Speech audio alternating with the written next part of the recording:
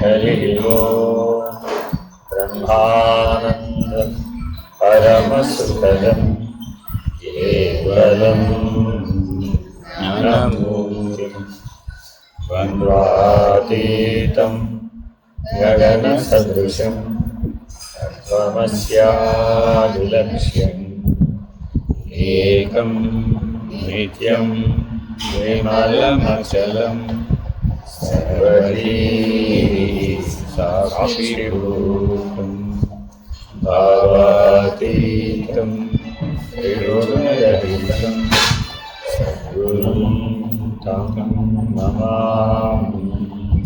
नमो ब्रह्मादिभ्यो ब्रह्मविद्यासाम्प्रदायेभ्यो वंशे ऋषिभ्यो महाभ्यो नमो गुरुभ्यः।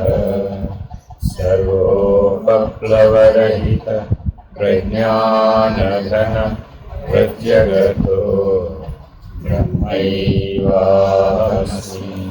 अहं पदार्थरहितः सदाशिवसमारम्भाः व्यासशङ्करमध्यमाम् अस्मदाचार्यपर्यन्तां वन्दे गुरुपरम्पराम्। हरिः ओम् श्रीगुरुभ्यो नमः। हरिः ओम्। ॐ निर्भयानन्दाय विद्महे अचलपरिपूर्णाय धीमहि तन्नो परात्परः प्रचोदयात्। ॐ साईश्वराय विद्महे सत्यदेवाय धीमहि तन्नः सर्वः प्रचोदयात्। ॐ तत्पुरुषाय विद्महे महादेवाय धीमहि तन्नो प्रचोदयात्। ॐ सद्गुरुरूपाय विद्महे ज्ञानबोधामृताय धीमहि तन्नो श्रीविद्यासागरः प्रचोदयात्।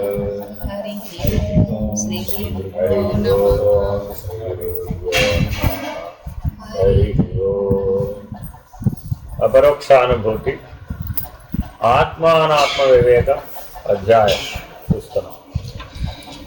మానవుడు తప్పక తెలుసుకోవాల్సిన వివేకాలలో ఎగ్జంప్షన్ లేనటువంటివి, అంటే ఏ కారణం చెప్పి నేను ఇది పొందలేకపోయానండి అని చెప్పుకున్నా జీవితం అంతా వృధా అయిపోయేటటువంటి అవకాశం ఎక్కడుందట? ఆత్మానాత్మ వివేకం. నీలోనే ఉన్నటువంటి నీ ఆత్మస్వరూపం నీకు గనక తెలియకపోయినట్లయితే నీ జీవితం అంతా వృధా. ప్రతిదానికి మానవుడు ఎలా అనుకుంటాడు? 10th క్లాస్ పాస్ అవ్వకపోతే వేస్ట్, ఇంటర్మీడియట్ పాస్ అవ్వకపోతే వేస్ట్, డిగ్రీ పాస్ అవ్వకపోతే వేస్ట్, చదువు లేకపోతే వేస్ట్. ప్రతి చోట వస్తుంది మానవ జీవితంలో. చదువుకున్నాడండి, ఉద్యోగం రాకపోతే వేస్ట్. సరే, ఇన్ని వేస్ట్ ఉంటాయి ఏమన్నా? ఒక వేస్ట్ ఉందట. నిన్ను నువ్వు తెలుసుకోకపోతే జీవితం అంతా వేస్ట్. ఇంకెన్ని తెలుసుకో? నాకు ల్యాప్టాప్ తెలుసు, నాకు మొబైల్ తెలుసు, నాకు ఉద్యోగం తెలుసు, నాకు కారు తెలుసు, నాకు బస్సు తెలుసు, నాకు అమెరికా తెలుసు, నాకు విమానం ఎక్కడ తెలుసు, ఎన్నన్నా చెప్పు. నిన్ను నువ్వు తెలుసుకోకపోయినట్లయితే నీ జీవితం మిగిలినవన్నీ తెలుసు. నాకు ఇదొక్కడే తెలియదండి అన్న. ఇదొక్కడే తెలియకపోతే ఎన్ని తెలిసినా కూడా అవన్నీ వృధానే. అవన్నీ ఎందుకు తెలుసుకున్నావంటే దీన్ని తెలుసుకోవడానికి అంతే. అవన్నీ తెలుసుకుంటే ఏం పెరిగింది? తెలివి పెరిగింది. తెలివి పెరగడం అంటే ఏమిటి? ఏదో పుట్టినప్పుడు మన బ్రెయిన్ ఏదో ఎన్నౌన్స్లో ఉంటుంది. ఎన్నమ్మా పుట్టినప్పుడు ఎంత ఉంటుంది? శైశవావస్థలో పుట్టగానే బ్రెయిన్ ఎంత ఉంటుంది? ఒక 10 ounces ఉంటుందా సుమారుగా? అటు ఇటుగా పుట్టిన పిల్లవాడి వెయిట్ని బట్టి సుమారుగా 10 ounces అటు ఇటుగా ఉంటుందండి. తర్వాత ఏమైనా పెరుగుతుందా పెరగదా? బాగా పెరుగుతుందా? ఎప్పటి వరకు పెరుగుతుంది? నీ పొడుగు పెరిగినంత కాలం పెరుగుతూనే ఉంటుందా?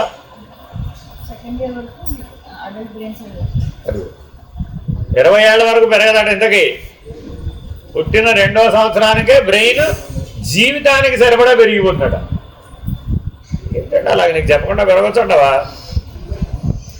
కానీ మనిషి ఏమనుకున్నాడు, ఆయన ఏదో 6 అడుగులు 7 అడుగులు 8 అడుగులు పొడుగు పెరిగితే బ్రెయిన్ కూడా అలాగే పెరుగుతూనే ఉంటాడు. అలా ఏం పెరగదు. ఇంటర్నెట్ కనెక్షన్ లాగా బ్రెయిన్లో న్యూరాన్ల మధ్యన కనెక్షన్లు పెరుగుతూ తరుగుతూ ఉంటాయి అంతే. అంతే తప్ప బ్రెయిన్ సైజ్ వెయిట్ ఏం మారదు. మన తలకాయ పుట్టినప్పుడు ఉంటుంది కదా, ఇందులో బ్రెయిన్ ఉండడానికి ప్లేస్ ఉందా లేదా?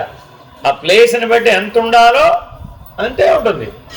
అందరికీ సమానంగానే ఉంటుంది. పైగా వాడికి ఎక్కువ, వాడు ఐన్స్టీన్కి చాలా పెద్దది, నీకు చాలా చిన్నది ఏం లేదు అక్కడ. కాకపోతే ఎక్కడ తేడా ఉంది ఇప్పుడు? మన లోపల ఉన్నటువంటి న్యూరాన్లు, మన దగ్గర చాలా న్యూరాన్లు ఉన్నాయండి. ఈ న్యూరాన్లన్నీ రకరకాల సమాచారాన్ని తీసుకుంటూ ఉంటాయి, చేరవేస్తూ ఉంటాయి, తీసుకుంటూ ఉంటాయి, చేరవేస్తూ ఉంటాయి. చిన్న పిల్లవాడికి వేడి చల్లన తెలుసా తెలీదా?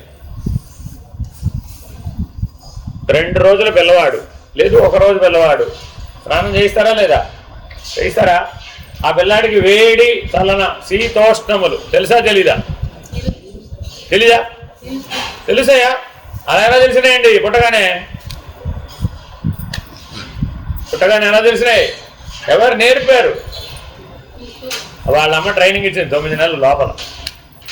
కరెక్టేనా? కరెక్టేనా? నో. ఏమని తల్లి గర్భంలో ఉన్న ట్రైనింగ్ ఇచ్చింది. ఏది హాట్ ఏది కోల్డ్ చెప్పే అవకాశం ఉందా? ఛాన్సే లేదు. పుట్టిన తర్వాత తెలుసుకోవాల్సిందే. మొదటి జ్ఞానం దేంతో ప్రారంభమైంది? ఇప్పుడు హాట్ అండ్ కోల్డ్. అసలు ఎందుకు ఏడుస్తారు తెలుసా పుట్టగానే? Why a baby will cry? అదిగో why a baby will cry అంటే చేంజ్ ఆఫ్ టెంపరేచర్ వల్ల ఏడుస్తుంది అంతే తప్ప మీరు అనుకున్నవి ఏమీ కాదు. మీరేమన్నారు? 9లో రాహు ఉన్నాడు, 8లో కేతు ఉన్నాడు కాబట్టి వాడు ఏడుస్తున్నాడు. పుట్టినవాడు ఏడుస్తూనే ఉన్నాడు బాబు, ఏం పిల్లాడో నాకు అర్థం కాదు అని ఏవో లక్షణాలు రాశారు. తప్పని కాదు, hypothesis. You need to confirm it. Information అది. దాని డాక్టర్ గారు ఇక్కడ ఉన్నారు కాబట్టి టక్కుమని చెప్పేస్తుంది, ఆవిడ చదువుకుంది కాబట్టి. కాబట్టి లోపల ఎంతే ఉంటుంది, బయట ఎంతే ఉంటుంది. ఈక్వల్ టెంపరేచర్ పెట్టాము. ఏమైపోతుంది చూసుకోండి. మీరు కావాల్సి వస్తే లేబర్ రూమ్లో ఏసీ ఉంటుందా ఉండదా? ఉండదా? అమెరికా అయితే కంపల్సరీ ఉండాల్సిందే. ఇండియాలో అయితే కండిషన్ పెట్టి వేస్తూ ఉంటాం, తీస్తూ ఉంటాం. కానీ అమెరికాలో అలా కుదరదే. అని సెంట్రలైజ్ ఏసీలు నీకు కావాల్సినట్టు రూమ్లో చేస్తానంటే కుదరదు. అంతేనా కాదా? మరి ఇప్పుడు తల్లి గర్భంలో ఉన్న టెంపరేచరు బయట ఉన్న టెంపరేచరు ఈక్వల్గా ఉందండి. అప్పుడు ఈ హాట్ అండ్ కోల్డ్ ఎలా తెలుసుకుంటుంది? అది తెలిస్తేనే ఏడుస్తుంది, దాని ఆడవు. ఇప్పుడు ఏం చేయాలి తెలుసా మీకు? ఏమన్నా ఏం చేస్తారు? Splash of hot water. Doctor గారు నానా కష్టాలు పడాలి వాడికి ఆ హాట్ అండ్ కోల్డ్ తెలియజెప్పడానికి. గుండె పని చేయకపోతే సిపిఆర్ చేయాలి. ట్రెకియా అంతా నిండిపోతే అదంతా క్లీన్ చేయాలి, లోపల బయట అంతా క్లీన్ చేయాలి. వాడు అప్పటికి ఏడవకపోతే శీర్షాసనం చేయించాలి వాడి చేత. వాడు యోగాసనం తర్వాత నేర్చుకుంటాడు, తర్వాత విషయం. వాడు పుడుతూనే ముందు శీర్షాసనం వేయాలి. వాడు ఎన్ని బ్రహ్మ ప్రయత్నం చేయాలి వాడిని ఏడిపించరా. ఇంతకు ఏతావాత వాడికి ఏం తెలిసేది చేయాలి? శీతోష్ణ సుఖ దుఃఖేషు సమసంగ వివర్జిత. చివరికి తెలివితేటలతో చివరి వివేకం వచ్చిందండి. వాడు ఏం కోల్పోతాడు? ఏ జ్ఞానంతో అయితే తన జర్నీ మొదలుపెట్టాడో దాని యందు సమత్వాన్ని సాధించాడు. Whether it is hot or cold, I don't bother అంతే. నేను వదిలేశానని కాదు, I don't bother about it. నువ్వు వెర్రీ అవ్వాలా వద్దా? జీవితంలో ఎప్పుడైనా వెర్రీ అవ్వాలా? వెర్రీ అవ్వాల్సిన అంశాలు చాలా ఉన్నాయా జీవితంలో? కొన్ని ఉన్నాయా? సిచ్యువేషన్ బట్టి వెర్రీ అవుతావా? ఇష్యూని బట్టి వెర్రీ అవుతావా? అదే ఇష్యూ ఎందుకు అవుతుంది? సిచ్యుయేషన్ బట్టి వర్రీ అవుతున్నావా, ఇష్యూని బట్టి వర్రీ అవుతున్నావా? మీ అమ్మా నాన్న సిచ్యుయేషన్ బట్టి వర్రీ అవుతారు. తల్లి తండ్రి సిచ్యుయేషన్ బట్టి వర్రీ అవుతారు. పిల్లలు ఇష్యూని బట్టి వర్రీ అవుతారు. ఏమిటి తేడా అంటావు మీకు వాళ్ళకి? నువ్వు చదువుకోవడం నీకు ఇంపార్టెంట్, మీ తల్లిదండ్రులకు ఇంపార్టెంటా? వాళ్ళకి ఇంపార్టెంట్ లేదా? కానీ వాళ్ళు ఎప్పుడు గమనిస్తారు? ఒక 10 ఏళ్ళు, ఒక 15 ఏళ్ళు, ఒక 20 ఏళ్ళు నీకు టైం ఇస్తారు చదువుకోవడానికి. అప్పటికీ చదువు రాలేదనుకో, దెన్ దే విల్ వరీ. ఎందుకని? Situation demands. నీకు 1వ సంవత్సరం నుంచే వరీ, నీకు LKG నుంచే వరీ నీకు. ఎందుకని? Issue based worry. అర్థమైందా? LKGలో ఎన్ని మార్కులు రావాలి నీకు? LKGలో ఎన్ని మార్కులు రావాలి? ఇష్యూ బేస్డా, సిచ్యుయేషన్ బేస్డా, విజ్డమ్ బేస్డా? మానవ జీవితంలో 3వదండి ఇది. ఏమిటది? నువ్వు ఇష్యూ బేస్డ్ వరీని దాటాలి, సిచ్యుయేషన్ బేస్డ్ వరీని దాటాలి, then you will worry about wisdom. అప్పటిదాకా నీకు అసలు దాంతో పనే లేదు. సో నీకు వివేకం ఎప్పుడు వస్తుంది? ఏముందిరా దాంట్లో వరీ కావడానికి, ఏం పెద్ద విషయం లేదు. ఇష్యూ అంటే విషయమేగా, వదిలేసేది. ఇంకేమిటి? ఏవో రకరకాల పరిస్థితులు, అందులో అంత పెద్ద వరీ కావాల్సిన పని లేదు. It's a very casual thing. Let it go. వాడు రేపున్నది ఆ పరిస్థితి ఏముంది దాంట్లో పెద్ద విషయం. లెట్ ఇట్ గో అంటే పోతుంది అది. మరి అప్పుడు ఈ రెండు పోగొట్టుకుంటే then you can concentrate on visitor. కాబట్టి ఆత్మానాత్మ వివేకం జోలికి రావాలి అంటే ఆల్రెడీ మనం 2 అధ్యాయాల్లో పరిశీలించాం. ఏమిటండి అది? మొదటిదేమో అర్హత సాధన చతుష్టయ సంపత్తి. రెండవది ఏంటి? జగత్తు ఎడల నీకు వరి ఉండకూడదు. జగత్తు గురించి వరి అయ్యేవాడికి వివేకం రాదు. You cannot be wise if you worry about the world wherever you live. వివేకం అంటే ఏంటి? విజ్డమ్. మనిషికి విజ్డమ్ ఉండాలా కలదా? ఉండాలి. ఇంపార్టెంటా కాదా? Very important. వట్టి ఇంపార్టెంట్ కాదు అది. ఎందుకని? That makes everything change. ఒక్క విజ్డమ్ తెచ్చి కలిపాం, ఏమైంది? మారిపోయింది అంతా. ఆ విజ్డమ్ తీసేసాం, అప్పుడు కూడా మారిపోయింది. Very very important. అర్థమైందా? సో మానవ జీవితంలో ప్రతి ఒక్కడు విజ్డమ్ అనే దాన్ని సాధించవలసిందే. వివేకం దగ్గర ఎవరికి ఎగ్జామ్షన్ లేదు. ఎప్పుడు వస్తుందని చెప్పాడు ఆయన? పదార్థమయ జగత్తు గురించి కానీ, భావనామయ జగత్తు గురించి కానీ, అజ్ఞానమయ జగత్తు గురించి కానీ నువ్వు వరి అవడం మానేసి వదిలేస్తే అప్పుడు నీకు మహాకారణం అనే వివేకవంతమైన విజ్డమ్తో కూడుకున్నటువంటి స్థితి వస్తుంది.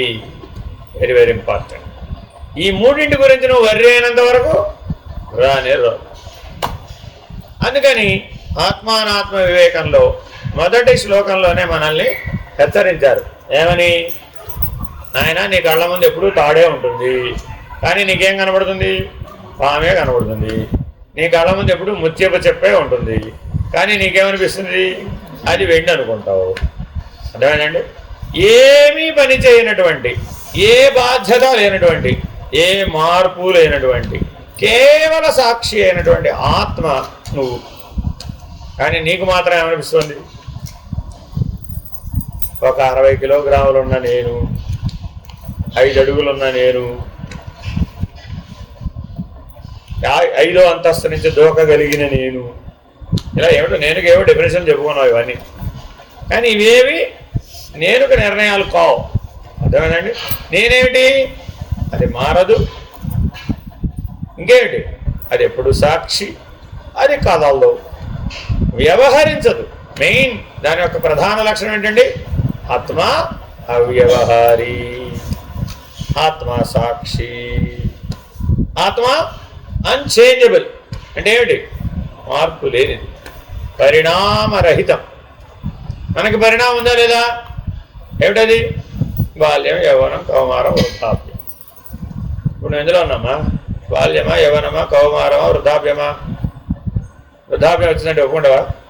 ఒప్పుకోవా? వృద్ధాప్యం వచ్చిందంటే ఒప్పుకోవా? నాకు ఎన్ని ఏళ్ళండి? 20 ఏళ్లే కదా. 20 ఏళ్ళకే వృద్ధాప్యం వస్తుంది ఎక్కడన్నా? ఎప్పటికి వస్తుంది మరి? 60 తర్వాత వస్తుందా? 80 తర్వాత వస్తుందా? 50కి వస్తుందా? 40కి వస్తుందా? ఎప్పుడు వస్తుంది వృద్ధాప్యం? ఎప్పుడైనా వృద్ధాప్యం డిసైడ్ చేయవచ్చు. 50 తర్వాత వృద్ధాప్యమేనా? పోయినట్టేనా ఇంకంతా? తర్వాత fruitful life only up to 50, అంతేనా కాదా? ఓహో, తర్వాతే ప్రశాంతత వస్తుందా? ముందు ఉండదట. అయ్యో రా. అంటే 50 వరకు వర్రీడ్ లైఫ్ అనమాట. 50 తర్వాత పీస్ఫుల్ లైఫ్. ఎందుకనమ్మా? వై నాట్ పీస్ఫుల్ నౌ అనే ప్రశ్న వేసుకోవాలి వద్దా? నీ ఎఫిషియన్సీ పీస్ఫుల్గా ఉన్నప్పుడు 100% ఉంటుందంటావా? వర్రీడ్గా ఉన్నప్పుడు ఉంటుందంటావా? నీకు 2 స్థితులు ఉన్నాయమ్మా. ఒకటేంటి? ప్రశాంతంగా ఉండడం. రెండోది ఏంటి? అశాంతిగా ఉండడం. వర్రీడ్ అంటే అశాంతి. వర్రీడ్గా ఉన్నప్పుడు నీ ఎఫిషియన్సీ పర్ఫెక్ట్గా ఉంటుందా? 100కి 100% ఉంటుందా? ప్రశాంతంగా ఉన్నప్పుడు ఉంటుందా? హలో, ఇప్పుడు మరి 50 వరకు అంతా వర్రీడ్ లైఫ్ అన్నావు కదా. కాబట్టి ఆ డెఫినేషన్ కరెక్ట్ కాదు. సిచ్యువేషన్ బట్టి, ఇష్యూని బట్టి, నీ విజ్డమ్ని బట్టి మారిపోతుంది. సో నీకు ఏదైనా వర్రీ వచ్చిందనుకోండి, ఏం చేయాలి? ఇప్పుడు సిచ్యువేషన్లోనూ ఇష్యూలోనూ వెతకూడదు. Somewhere you are unwise, that is why your worry. So ఏం చేయాలి ఇప్పుడు? Be wise there. అప్పుడు ఏమైపోయింది? ఫినిష్డ్. ఆ లెట్ ఇట్ గో సిచ్యువేషన్ పనికి వస్తుంది, విజ్డమ్ పనికి రాదు. విజ్డమ్కి ఏమాలి? నువ్వు ప్రయత్నించి విజ్డమ్తో ఉండాలి. ప్రయత్నించి వివేకంతో ఉండకపోతే అది సాధ్యపడదు. సిచ్యువేషన్ వచ్చినప్పుడు మాత్రం ఏమనుకోవాలి? Let it go. ఇష్యూ వచ్చినప్పుడు ఏమనుకోవాలి? Let me try. ఇష్యూ దగ్గర ఏమనాలి? Let me try. ట్రై చేస్తే పరిష్కారం అయిపోతుంది. సిచ్యువేషన్ వస్తే లెట్ ఇట్ గో. విజ్డమ్ వస్తే ఏం చేయాలి? ప్రాబ్లం ఏది విత్ విజ్డమ్? అశాంతి వచ్చింది, వరీయింగ్ వచ్చింది, అప్పుడు ఏం చేయాలి? Add wisdom. Be wise there. అక్కడ ఇంకేదైనా చెప్తానండి, ఏం చెప్పినా కుదరదు. అర్థమేనండి? ఆ టైంకి ఏం చేయాలో అదే చేయాలి, అంతే. ఒక ప్రశ్న మిమ్మల్ని అడుగుతాను, మీ అందరికీ తెలిసిందే. మామూలుగా గర్భిణీ స్త్రీలు చూసారా చూడలేదా? చూసారా? గర్భస్థ శిశువు లోపల ఉంటాడు కదా, ఆవిడ పాపం నొప్పులు పడడం న్యాయమే కదా, సహజమే కదా. నొప్పులు పడుతుంది, ఆవిడ తీసుకెళ్తున్నారు. ఈ లోపల పిల్లవాడు భీముడు డిషుమని వాడు కొట్టాడు, చెయ్యి బయటకు వచ్చేసింది. అనుకో, ఊహగా అందిస్తున్నా. అంటే ఆవిడకి తెలుసు కానీ మనకు తెలియదు కదా, మనం ఎవరో ఆ సిచ్యువేషన్ ఫేస్ చేయం కదా. సరే, నీ ఊహకు అందనటువంటి ఒక విషయం చెప్తున్నా. ఆవిడకి తెలుసు ఏం చేయాలి. ఏం చేశాడు భీమబలుడు? అన్నాడు. అంటే ఏమైంది? చెయ్యి బయటకు వచ్చేస్తుందండి, పొట్ట బయటకు వచ్చేసింది. శాంతం రప్చర్ అయిపోయి, లోపల ఉన్నది రప్చర్ అయిపోయింది, బయట ఉన్నది రప్చర్ అయిపోయి చెయ్యి బయటకు వచ్చేసింది. మరి ఇప్పుడు అలాగే డెలివరీ చేయడానికి వీలవుతుందా? వీలు కాదు. ఈ చెయ్యి లోపలికి వెళ్తేనే వీలవుతుంది. చెయ్యిని లోపలికి పంపించడం ఎలా? అంటే ఏ జ్ఞానం ఉంది ఇప్పుడు గర్భస్థ శిశువుకి? Hot and cold. పుట్టిన తర్వాత జ్ఞానం కాదు, పుట్టక ముందు కూడా నీలో జ్ఞానం ఉంది. You are wise enough that. ఆ చేతికి ఐస్ తగిలించగానే ఏంటి ఎలా అన్నాడో అలాగే లోపలికి ముడుచుకుంటాడు. అది ఎవరు నేర్పారు మరి వాడికి? చేతులు కాళ్ళు చూడండి, పుట్టిన తర్వాత చేతులు కాళ్ళు ముడుచుకోవడం తీయడం రాదండి. అప్పుడే ఒక నెల అయితే కానీ రాదు. ఒక నెల అయితే రానటువంటి వికాసం సమస్య వచ్చినప్పుడు ఏమైంది? It is there already. Is able person. తక్కువ లోపల తీసుకున్నాడు. కాబట్టి ఇప్పుడు మనం క్యాపబుల్లా, ఇనేబుల్లా? Capable enough. 100 ఏళ్ళు 120 ఏళ్ల జీవితం ఎలా జీవించాలో ఇది ఆల్రెడీ ఉంది. Programmed, planned. Just you need to execute. Nothing to add in the program, nothing to add in the plan. It's already there. మనం ఏం చేస్తున్నామండి? రేపు ఏం చేయాలో ప్లాన్ చేయాలో అసలే బర్త్డేలు రకరకాల డేలు ఉంటాయి కదా, ఆ డేలన్నీ ప్లాన్ చేయాలా అవుతా. ఇప్పుడు మనం ఆల్రెడీ ఉన్న ప్లాన్ అమలు చేస్తున్నామా, మనం కొత్తగా ప్లాన్ వేస్తున్నామా? అదే అజ్ఞానం. I have planned very well. That is why the result is like this. If I would have not planned well, then the result will not be like this. దీన్ని ఏమన్నారు? ఫలితాసక్తి. కర్మ ఫలితం మీద ఆసక్తి. You're result oriented, not the wisdom oriented. రెండు ఓరియంటేషన్లు ఉన్నాయి మానవ జీవితాలు. ఒకటి ఏంటండి? ఫలితాసక్తి. అంటే అర్థం ఏంటి? నేను అనుకున్న ఫలితం రావాలి, నేను టార్గెట్ చేసినటువంటిది అచీవ్ అవ్వాల్సిందే. అదేమిటి? ఎక్స్టర్నల్. ఇదంతా ఏమిటండి? బహిర్ముఖం. దీనికి పనికి వస్తుంది. లోపలికి తిరిగితే ఎందుకు వరగాలి. నేను అంతర్ముఖం అవ్వడానికి, ధ్యానం చేయడానికి, యోగం చేయడానికి, ఆత్మ సాక్షాత్కార జ్ఞానాన్ని పొందడానికి 30 ఏళ్ళ నుంచి ప్లాన్ చేస్తున్నాను. ఎప్పటికవుతుంది?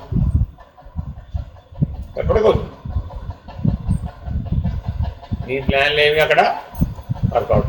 ఎందుకని? Only wisdom works they. కేవలం నువ్వు వైజ్గా ఉంటే తప్ప ఈ మార్గంలో వీలు కాదు. ఎక్స్టర్నల్లో కూడా వైజ్గా ఉంటే వర్కౌట్ అయిపోతుంది. నువ్వు రిజల్ట్ ఓరియంటెడ్గా ఉండక్కర్లా. Provided you have the ability of wisdom.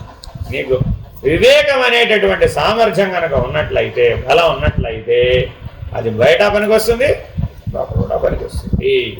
అప్పుడు నువ్వు తాడును చూసి పాము అనుకో. ఇంతకీ ఏతవాద గొడవ ఏమిటి? ఇంతకీ ఆ వివేకం ఉంటే తాడును తాడుగానే గుర్తిస్తావు, పాముగా గుర్తించవు, భయపడవు. అలాగే నీకేదో వెండి కంచం చేయించుకోవాలనిపించింది. వెండి ఎక్కడ దొరుకుతుంది? షాపులో కాదు, ముత్యపు చెప్పలో. ఎక్కడో బీచ్కి వెళ్ళావు, ముత్యాలు అక్కడ దొరికినాయి. ఆ ముత్యాలు ఎక్కడి నుంచి వచ్చినాయంటే వాడు ఆ ముత్యపు చెప్ప చూపెట్టాడు. లోపలంతా సిల్వర్ కోటింగ్ ఉంటుంది అనమాట. నాకు ముత్యాలు వద్దు, ముత్యపు చెప్పలు కావాలన్నా. ఏం చేసుకుంటామమ్మా, వేస్ట్ అన్నాడు వాడు అమ్మేవాడు. లేదు, అందులో వెండి ఉంది కదా, అసలే నేను వెండి కంచం చేయించుకోవాలనుకున్నాను. ఒక 100 ముత్యపు చెప్పలు ఇస్తే 1 కిలో వెండి వస్తుంది అన్నాను. అప్పుడు నేనేమంటాడు వాడు, అందులో వెండి లేదమ్మా అని చెప్తాడా? రైట్ టైం దొరికినారా బాబు, ఒక్కొక్క ముత్యపు చెప్ప 100 రూపాయలు అమ్మ చాలు, అంతే అంట. అంతకంటే ఎక్కువ నువ్వేమనుకో, 10 రూపాయలు చిగ్గు వచ్చేసి ఇంటికి వెళ్ళి మేమకి ఇచ్చావు 100 ముత్యపు చెప్పాలి. అమ్మా ఇందులో కిలో వెండి ఉందట, తీయమ్మా, నాకు వెండి కంతం చేయించమ్మా, పెళ్ళికి మరి కూర్చుంది. అంతా మా అమ్మాయికి ఎంత ముందు చూపో అనుకోవాలి. అవుతాం. ఇప్పుడు పెళ్లి చేసుకుంటే వెండి కంతం కావాలని ఇప్పుడే 100 ముత్యపు చెప్పలు సంపాదించుకొచ్చింది. ఎలా చూస్తే ముత్యపు చెప్పలో వెండి ఉంటుంది. సందర్భం వచ్చినప్పుడు అది ఉపయోగపడదే. పైగా నువ్వేం చెప్పావు? ముత్యపు చెప్పలు తెచ్చానని చెప్పలే. అమ్మ కిలో వెండి తెచ్చి పైన పెట్టాను, జాగ్రత్త, భద్రంగా ఉంచు, చాలా చీప్గా వచ్చింది కిలో వెండి, 10,000 రూపాయలకి వచ్చేసిందమ్మా, బయట 50,000, అదిగో అక్కడ పెట్టా, భద్రంగా పెట్టాను. వాళ్ళ అమ్మాయి కనుక నిజంగానే అబ్బో మా అమ్మాయి ఎంత తెలివైందో, కిలో వెండి ఇప్పుడే కొనుకొచ్చి పెట్టేసిందండి అని అందరికీ చెప్పింది. ఏదమ్మా ఒకసారి తీయమ్మా అన్నాడు. నాలాంటి వాడు ఉన్నవాడు ఊరు కూడా కదా. తీయమంటే ఏం చూపెట్టింది? చెప్పాలి చూపెట్టి. అయ్యో ఇందులో లేదమ్మా. అప్పుడు నీకు నీ ఆశలన్నీ ఏమైపోయినాయి? బ్రేక్ అయిపోయినా? అయ్యో ఎక్స్పెక్టేషన్స్ అన్నీ ఏమైపోయినాయి? బ్రేక్ అయిపోయింది. అప్పుడు మరి దుఃఖం వస్తున్నా రాదా? ఇప్పుడు దుఃఖం వివేకం వల్ల వచ్చిందా, అవివేకం వల్ల వచ్చిందా? దుఃఖం వివేకం వల్ల వచ్చిందా, అవివేకం వల్ల వచ్చిందా? వెండి లేని చోట వెండి ఉందనుకోవడం చేత వచ్చింది. కాబట్టి దుఃఖానికి కారణం భ్రమ, భ్రాంతి, మాయ, ఏ పేరున్న పెట్టుకో, అన్నీ ఒకటే. అదేనండి. కాబట్టి మానవుడు తప్పక వివేకంతో జీవించేటప్పుడు పొందే మొట్టమొదటి ప్రయోజనం దుఃఖం. ఎందుకని? భ్రాంతి లేదు కాబట్టి. ఇంకేం భ్రాంతి లేదు, దేహభ్రాంతి లేదు, ప్రపంచ భ్రాంతి లేదు, ఇంకేం లేదు, ఆ జ్ఞానం అనే భ్రాంతి లేదు. స్థూల జగత్తు, సూక్ష్మ జగత్తు, కారణ జగత్తు, లేదా పదార్థమయ జగత్తు, భావనామయ జగత్తు, అజ్ఞానమయ జగత్తు. ఈ మూడిట్లో ఎక్కడా లేదు. అటువంటి వాడు మాత్రమే ఆత్మానాత్మ వివేకానికి అర్హుడు. సరే, ఆత్మనియామకశ్చాంతరేహో అంతర్దేహో బాహ్యానియమ్యకః తయోరైక్యం ప్రపశ్యంతి కిమజ్ఞానమతః పరం. మనందరికీ ఏమనిపిస్తుంది? మనం ఇంటి లోపల ఉన్నట్టు అనిపిస్తుందా, ఇంటి బయట ఉన్నట్టు అనిపిస్తుందా? మనం అందరం ఇంటి లోపల ఉన్నట్టు అనిపిస్తుందా, ఇంటి బయట ఉన్నట్టు అనిపిస్తుందా? ఇంట్లో ఉన్నావా, బయట ఉన్నావా? లోపలే ఉన్నావా? ఏ ఇల్లాయా? ఏ ఇల్లు ఉన్నావు? మీ ఇల్లు ఎక్కడ? హైదరాబాద్లో. మరి మీ ఇంట్లో ఉన్నానంటావే, ఎక్కడ ఉన్నావు ఇప్పుడు? ఇంటికి బయట ఉన్నావా, ఇంట్లో ఉన్నావా? ఇంటిలో. మీ ఇల్లు హైదరాబాద్లో కదా, మరి ఇది కూడా ఇల్లే కదా. అంటే ఎక్కడుంటే అది ఇల్లు అవుతుందా లేదా? ఊరిని బట్టి ఇల్లు రాలా, ఎక్కడ ఉంటున్నావు అన్న దాన్ని బట్టి ఇల్లు చెప్పవలసి వచ్చింది. అంతేనా కదా? ఇందులో ఉంటున్నావా, ఇందులో ఉంటున్నావు. ముందు శరీరంలో ఉన్న నేనుని నేనంటున్నావా, ఈ ఇంటిలో ఉన్న నేనుని నేనంటున్నావా? రేపొద్దున వదిలిపెడితే ఈ ఇంటిని వదిలిపెడతావా, ఈ ఇంటిని వదిలిపెడతావా? మృత్యు వస్తే మరణకాలంలో ఏ ఇంటిని వదిలిపెడతావు? అప్పుడు ఈ ఇంటిని కదా వదిలిపెట్టాలి. జీవితం అంతా ఇల్లు అంటే ఏం చూపెట్టావు? మృత్యు వస్తే అప్పుడు ఇల్లేది. అప్పుడేమో ఇల్లు ఇదేను, వేరే అప్పుడు వేరే అవుతుందా? ఎప్పుడైనా ఇల్లు ఇదే. అర్థమైందా? అప్పుడు ఇల్లు అంటే ఏది? ఇదే నా ఇల్లు. ఈ ఇంటినే మోసుకుంటూ హైదరాబాద్ నుంచి బెంగళూరు వచ్చావు, మళ్ళీ బెంగళూరు నుంచి పుట్టపర్తి వచ్చావు. అన్ని చోట్ల ఊరేగుతున్నది ఏ ఇల్లు? ఇప్పుడు ఈ ఇల్లే. కాబట్టి నీ నివాసం ఏది? ఇదే. అంతేగాని హైదరాబాద్ బెంగళూరు కాదు. అంటే మొట్టమొదటి ఈ మార్పుని తెలుసుకోవాలట. ఇప్పుడు మనం గీత ఎక్కడ గీయాలట? లోపల బయట అంటే ఇంటికి లోపల, ఇంటికి బయట. మన అనుభవంలో ఉన్నాయా లేదా? ఉన్నాయా లేదా? నువ్వు ఇంట్లో ఉన్నావా, బయట ఉన్నావా? చెప్తావా, చెప్పవా? చెప్తావు. గర్భస్థ శిశువుని అడిగాం, లోపల ఉన్నాడా, బయట ఉన్నాడు? లోపల ఉన్నాడా, బయట ఉన్నాడా? లోపల ఉన్నాడా? పుట్టిన తర్వాత అడిగాం, ఏమన్నాడు? బయట ఉన్నాడు కదా. అప్పుడు మరి అంతేనా కదా? నువ్వు లోపలికి బయటికి వెళ్ళగలవా, రాగలవా లేదా? ఇంట్లో నుంచి లోపలికి, ఇంట్లో నుంచి బయటికి వెళ్ళగలవా, వెళ్ళలేవా? వెళ్ళగలవా? వెళ్ళగలవు కదా, లేకపోతే అక్కడి నుంచి ఎక్కడ వెళ్ళవచ్చు? అంతేనా కదా? ఏది ఇంట్లోంచి కాసేపు బయటికి రా. ఇది కదా ఇల్లు. ఇప్పుడు ఏం తేల్చాం? కుదరదా? అయ్యే అదే. అంటే కొన్ని కొన్ని చోట్ల నియమం ఎలా ఉంది? సృష్టి నియమం. బయటికి వెళితే మళ్ళా లోపలికి రావడం కుదరదు. అలాగే గర్భస్థ శిశువు బయటకు వచ్చేసాడు కదా, మళ్ళీ లోపలికి వెళ్ళడం కుదరదా? మరి అన్నీ చేయగలం కాబట్టి ఇంతకుముందు నువ్వు ఏ పనైనా చేయగలనే కాన్ఫిడెన్స్ నీళ్ళు ఉండాలా, అక్కర్లేదా? చెయ్యి ఈ పని చెయ్యి. అదేమిటి కుదరదా అలాగా? ఎందుకని కొన్ని పాసిబుల్, కొన్ని నాట్ పాసిబుల్ కాదు. ఆ పాసిబుల్, ఇంపాసిబుల్ అన్నవి అయితే స్థూలం, లేకపోతే సూక్ష్మం, లేకపోతే కారణస్థితిలో.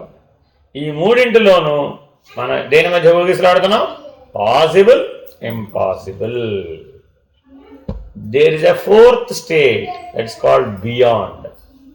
ఏంటండి అది? బియాండ్. బియాండ్లో పాసిబుల్, ఇంపాసిబుల్ లేవు అసలు. ఆ రెండు లక్షణాలు లేవు. ఆ మాట ఇక్కడ అంటున్నాడు, ఆత్మా నియామకశ్చాంతర్దేహో బాహ్య నియామ్యకః. బయట ఆత్మే ఉన్నది, లోపల ఆత్మే ఉన్నది. దేనికి లోపల, దేనికి బయట? నువ్వు దేనికి లోపలన్నా ఆత్మే ఉంది, దేనికి బయటన్నా ఆత్మే ఉంది. అంతే. దేనికి లోపలంటే శరీరానికి లోపల ఆత్మే ఉంది, శరీరానికి బయట ఆత్మే ఉంది. తల్లి గర్భంలో ఆత్మే ఉన్నది. తల్లి గర్భంలోంచి బయట ఆత్మే ఉన్నది. ఈ ఇంటికి లోపల ఆత్మే ఉన్నది, ఇంటికి బయట ఆత్మే ఉన్నది. పంచభూతాత్మకమైనటువంటి ప్రకృతికి లోపల ఆత్మే ఉన్నది, ప్రకృతికి ఆవల అక్కడ కూడా ఆత్మే ఉన్నది. సూర్యుడి దగ్గర ఆత్మే ఉన్నది.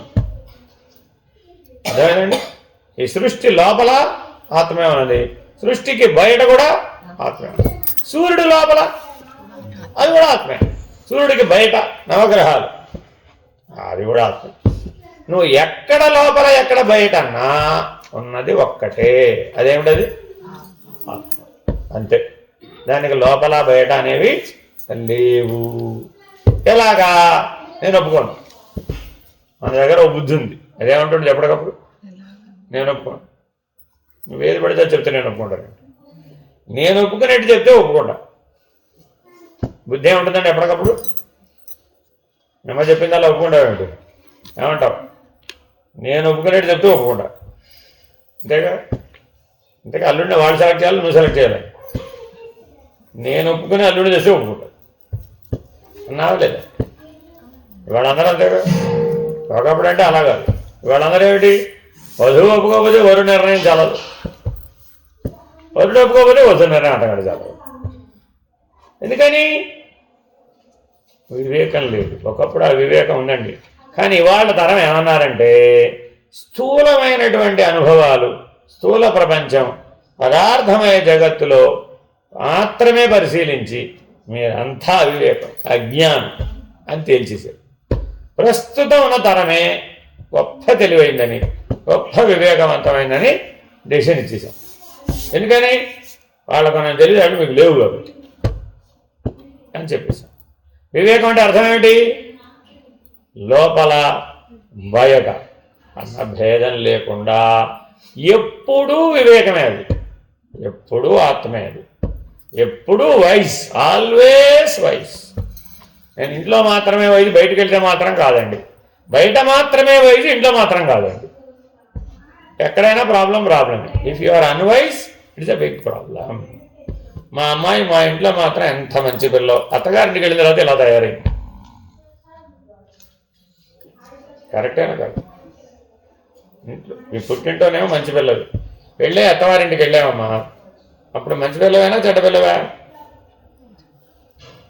నువ్వు ఇచ్చుకుంటే సరిపోయినాడు సర్టిఫికేట్, మీ అత్తగారు ఇవ్వాలి అక్కడ సర్టిఫికేట్.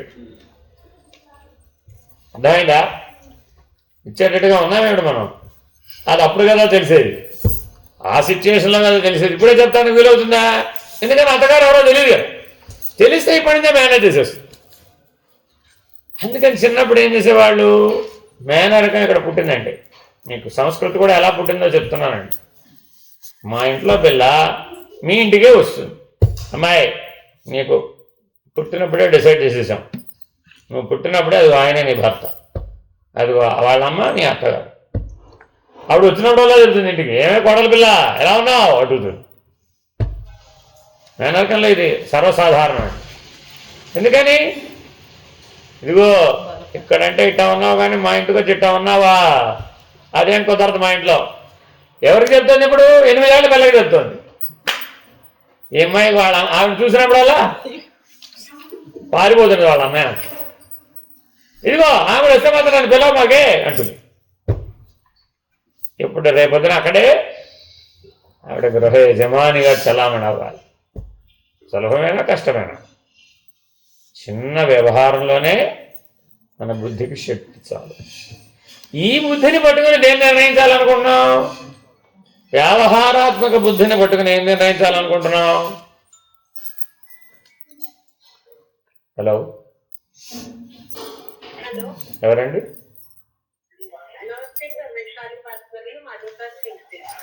नहीं चाहिए. కాబట్టి జాగ్రత్తగా ఆలోచిస్తే మన దగ్గర ఏముంది? ఈ వ్యవహారానికి ఉపయోగపడే బుద్ధి ఉందండి. కానీ ఈ బుద్ధితో దేన్ని నిర్ణయించాలనుకుంటున్నాం? సర్వవ్యాపకమైనటువంటి లోపల బయట అనే భేదం లేనటువంటి సృష్టి కావల ఉన్నటువంటి సూర్యుడు కావల ఉన్నటువంటి, అది ఎంత దూరం ఉన్నాయంటే సూర్యుడు కావల కూడా ఆత్మే, సూర్యుడు లోపల కూడా ఆత్మే. బ్రహ్మాండం లోపల కూడా ఆత్మే ఉంది, బ్రహ్మాండం బయట కూడా ఆత్మే ఉంది. పంచభూతాలకు లోపల కూడా ఆత్మే ఉంది, పంచభూతాల బయట కూడా ఆత్మే ఉంది. పాంచభౌతిక దేహం లోపల కూడా ఆత్మే ఉంది, పాంచభౌతిక దేహం బయట కూడా ఆత్మే. ఇక్కడ అక్కడ నేల సర్వవ్యాపకమై సర్వత్ర సర్వకాలములందు సర్వసాక్షి అయి ఉన్నది ఆత్మ. మరి ఆ వివేకాన్ని పొందడానికి ఈ బుద్ధికి సరిపోతుందా? ఈ బుద్ధి ఎటువంటిదట? గూట్లో దీపం. తక్కువ దేహం కాదు ఇది. ఈ బుద్ధి ఎటువంటిది అండి? ఇది గూట్లో దీపం. అది ఎటువంటిది? సూర్యుడు. ఎన్ని దీపాలు వెలిగితే సూర్యుడు అవుతుంటావు? రోజు దీపం వెలిగిస్తావా లేదా? హాస్టల్లో అలాంటి పనులు లేవా? దేవుడు దీపం వెలిగించడం, ఒక నమస్కారం, అదొక్కటే. ఎందుకంటే ఈజీగా పని అయిపోతుంది కాబట్టి. లేకపోతే నా గూట్లో దీపం ఉందంటే గూట్లో దీపం అంటే ఏమిటంటే, అత్తగారింటికి వెళ్తే ముందు చేసే పని అదే. అమ్మ దీపం వెలిగించుకోవడం పిల్ల అంటారు. ఈ దీపం ఏమిటో వెలిగించడం ఏమిటో ఈవిడ అభ్యాసంలో పోతుంది కదా, దిక్కులు చూస్తున్నాడు. ఎలా వెలిగించాలో తెలియదు. అభ్యాసం ఉంటేనే ఏదైనా తెలిసేది. సరే, అందుకని ఏమంటున్నాడు? తయోరైక్యం ప్రపశ్యంతి కీం అజ్ఞానమత పరం. మనలో ఒక అజ్ఞానం బలంగా ఉండిపోయినట. పరమును గుర్తించలేనటువంటిదే అజ్ఞానం. ఎప్పటికప్పుడు అజ్ఞానానికి నిర్వచనం మారిపోతుందండి. జ్ఞానానికి మారదు. అజ్ఞానం అనగా ఏమి? పరమును గుర్తించగలిగే, ప్రపశ్యంతి, పొట్టిగా కాదట, సమగ్రంగా పూర్ణంగా పరమును తెలుసుకోగలిగిన, గుర్తించగలిగిన దానికి జ్ఞానం అని పేరు. తత్ వ్యతిరేకం అజ్ఞానం. పరమును గుర్తించలేనటువంటి, సర్వవ్యాపకమైనటువంటి దాన్ని గుర్తించలేనటువంటి, సర్వసాక్షి అయినటువంటి దాన్ని గుర్తించలేనటువంటి, సర్వవ్యాపక ప్రకాశాన్ని గుర్తించలేనటువంటి స్థితికి అజ్ఞానం అని పేరు. ఇక్కడ ఉందని అక్కడ లేదని చెప్పడానికి వీలేదట. ములుగురుతో సందు లేకుండా ఉన్నదాన్ని గుర్తించి చూడడం నా వల్ల కావట్లేదు. కాబట్టి ఎలా చూడాలట? ప్రపశ్యంతి, బాగా చూడాలి, విస్తారంగా చూడాలి, పూర్ణంగా చూడాలి. అదే నువ్వని చూడాలి. ఆఖరి మాట ఏంటండి? ప్రపశ్యంతి అంటే అది నేనై ఉన్నానని చూడటాన్ని ఏమంటారు? ప్రపశ్యంతి. పశ్యంతి అంటే అర్థమేనండి? దర్శనం. ఆ దర్శనం ఎంత రావాలట? అది నేనై ఉన్నాను, అది ప్రపశ్యంతి. సరే, ఆత్మ అనేది అంతర్వర్తి అయి నియామకుడుగా ఉంటుంది. దేహం అనేది బాహ్యవర్తి అయి నియమింపబడుతూ ఉంటుంది. నియామకుడు, నియమింపబడుట, ఈ రెండు లక్షణాలని బాగా తెలుసుకోవాలండి. జగన్నియామకుడు ఎవరు? ఆత్మ. ఇప్పుడే చెప్పింది. నియమించేవాడు ఎవడెప్పుడు కూడా ఆత్మ. నియమింపబడేది శరీరం. శరీరం అన్నా జగత్ అన్నా రెండు ఒకటే, ఏం తేడా లేదు. ఎందుకని అక్కడే ఉంది, ఇక్కడ అదే ఉంది, ఇక్కడే ఉంది, అక్కడ అదే ఉంది. కానీ ఇక్కడైనా నియామకుడు ఎవరు? ఆత్మే. అక్కడైనా నియామకుడు ఎవరు? ఆత్మే. ఈశ్వరుడు అనే సమాధానం ఎందుకు కరెక్ట్ కాదు? ఎందుకు కరెక్ట్ కాదు? ఆత్మన్న సమాధానం ఎందుకు కరెక్ట్?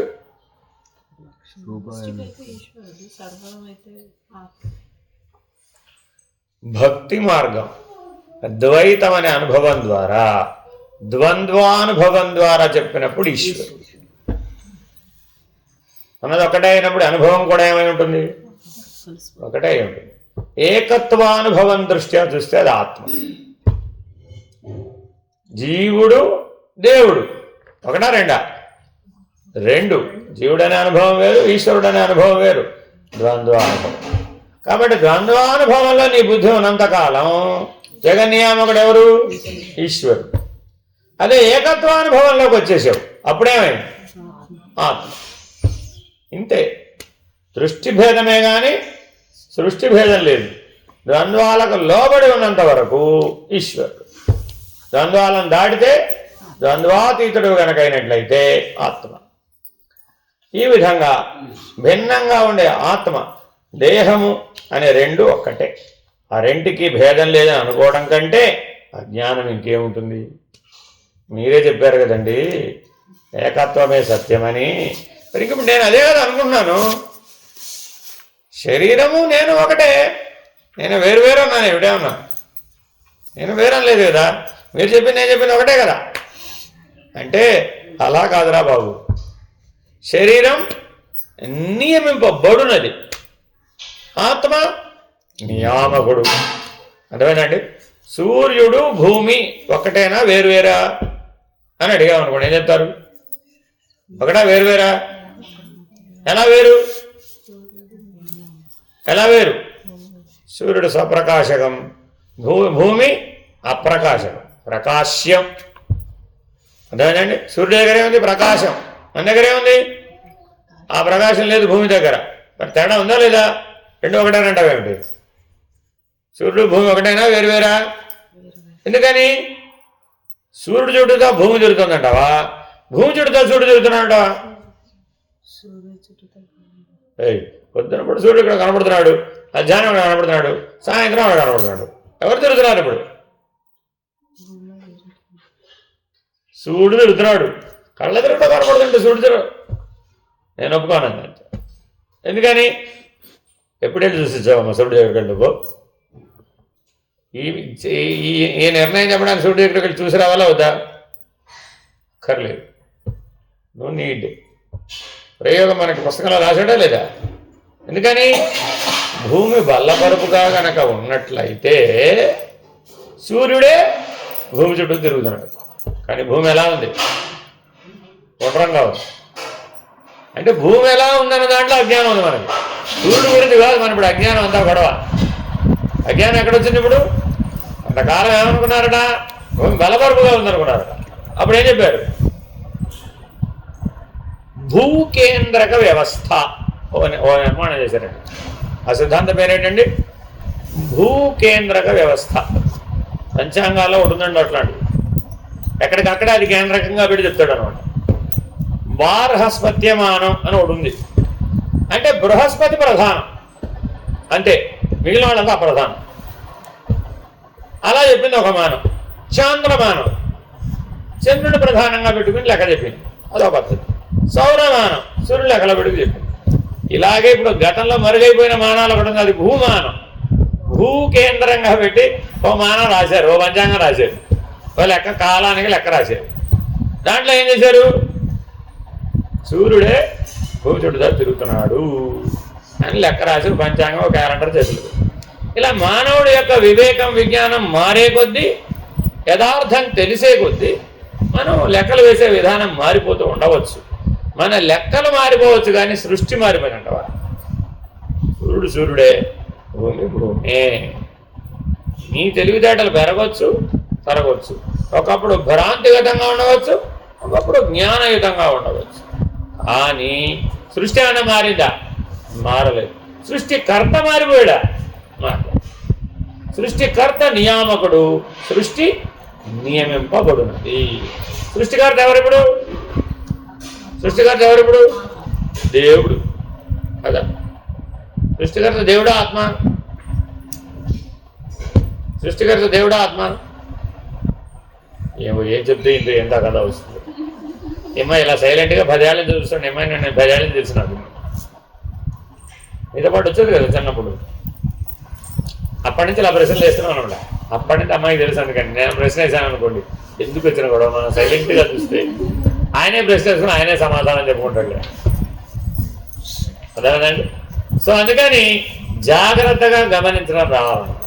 గమనిస్తేనే తెలిసింది. ఇప్పుడు ఇది సూర్యుడు భూమి చుట్టూ తిరుగుతున్నాడా, భూమే సూర్యుడు చుట్టూ తిరుగుతున్నాడా అంటే అక్కడికెళ్ళి చూడక్కర్లా, ఇక్కడ ఉండి కూడా గమనించవచ్చు. If you observe it properly then you will know it. అంతేనా కాదా?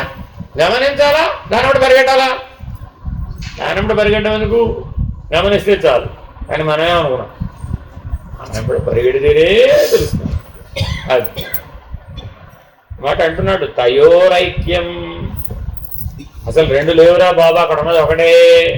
నువ్వేం జీవితం అంతా దేనికోసం ట్రై చేస్తున్నావుట? రెండింటిని కలపడానికి ట్రై చేస్తున్నావు అన్నట్టు. దేన్ని? జీవుణ్ణి దేవుణ్ణి, జీవుణ్ణి బ్రహ్మమును, లేకపోతే జగత్తు జగదీశ్వరుడు, ఏ పేరులో పెట్టుకో. ఈ రెండింటినీ కలిపే ప్రయత్నం చేస్తున్నానంట. వేదాంత విద్య నేర్చుకునే వాళ్ళందరి దగ్గరకు వచ్చి ఏం చేస్తున్నారమ్మా అని అడిగారు అనుకోండి, ఏం చేస్తారు? రెండు ఉన్నాయంటే ఆ రెండింటిని కలిపే పని చేస్తుంది. ఆ కలిపే రానే యోగం. యోగం అంటే ఏం చెప్పాం? రెండింటి కలయిక యోగం. సమగ్ర యోగంలో మొదటి ఏం ఎత్తుకున్నాడండి? రెండు ఉంటే కదా కలవడానికి. జ్ఞానం ఎక్కడ ఎత్తుకున్నాం? ఇప్పుడు జ్ఞానం ఎక్కడ ఎత్తుకున్నాం? అసలు రెండు లేవురా బాబు, రెండు లేవు. ఆ లోపల ఉన్నది ఆత్మే, ఆ బయట ఉన్నది ఆత్మ. నువ్వు కలపడం ఎందుకు? మళ్ళీ దాని ఒకటి ఒకటని గుర్తిస్తే సార్ యోగంలో ఏం చేయాలి? యోగంలో ఏం చేయాలి? ఆ రెండు వేరు వేరే. నేనేమైనా సరే వాటిని కలపాల్సింది. ఒక్క మాట, ఈ తయోరైక్యం దగ్గర 108 యోగ మార్గాలు కొట్టుకుపోయినాయి. బాగా గుర్తుపెట్టుకోండి. పొరపాటు నీ పుస్తకం తీసుకెళ్ళి యోగం చేసేవాడి దగ్గరకు ఇచ్చి చదవమన్నారు అనుకోండి, చాలా ప్రమాదం వస్తుంది. తయోరైక్యం వెరీ వెరీ ఇంపార్టెంట్ వర్డ్ అండి. అందుకే ఒకటి ఉందంటేనే సాక్షాత్కారం వీలవుతుంది. ప్రపశ్య అంటే అప్పుడే వీలవుతుంది. రెండు ఉన్నాయి, నేను దాన్ని ఇది వదిలిపెట్టి దాన్ని చూశాను, తప్పు. అది ఎప్పటికీ ఆత్మ సాక్షాత్కారం. సమాధి స్థితిలో రెండు ఉన్నాయా లేవా? ఉన్నాయా లేవా? మేల్కొంటే లేవు. సమాధి నిష్టలో ఉన్నంత వరకు రెండు ఉన్నాయి. ఎందుకని? అంతకు ముందు వేరే ఉన్నాను, సమాధి నిష్ట వచ్చిన తర్వాత వేరే. మేల్కొంటే సాక్షాత్కార స్థితిలో మేల్కొన్నాడు. అప్పుడేమైంది? ముందు ఎక్కడ ఉంది, వెనకాల ఎక్కడ, లోపల ఎక్కడ ఉంది, బయట ఎక్కడ ఉంది. అది సాక్షాత్కారం అంటే అర్థం. అంతేగాని మీ నెత్తి మీద ఏం పిడుగుపడదు. ఇవా గుర్తుపెట్టుకోవాలండి. ఈ తయోరైక్యం, ఈ ప్రపశ్యంతి అనుభవానికి వస్తుంది. అప్పుడేమట? హిమజ్ఞానమతఃపరం. అజ్ఞానం ఎక్కడుందని వెతుకుతావు ఇప్పుడు? అసలు సర్వత్రా సర్వవ్యాపక ప్రకాశమే ఉంది, సర్వసాక్షి అయినటువంటి ఆత్మే ఉన్నది. సర్వత్రా ఉన్నది ఆ సచ్చిదానంద స్వరూపమే. నువ్వు తల్లన్నా, పిల్లాడన్నా, గర్భస్థ శిశువు అన్నా, శవమన్నా, శివమన్నా, అంతటా ఉన్న వస్తువేది? ఒక్క వస్తువే ఉంది, అది ఆత్మ. అది సచ్చిదానందం. దాని లక్షణం ఏమిటి? సచ్చిదానందం. వస్తువు ఆత్మ, దాని లక్షణం సచ్చిదానందం.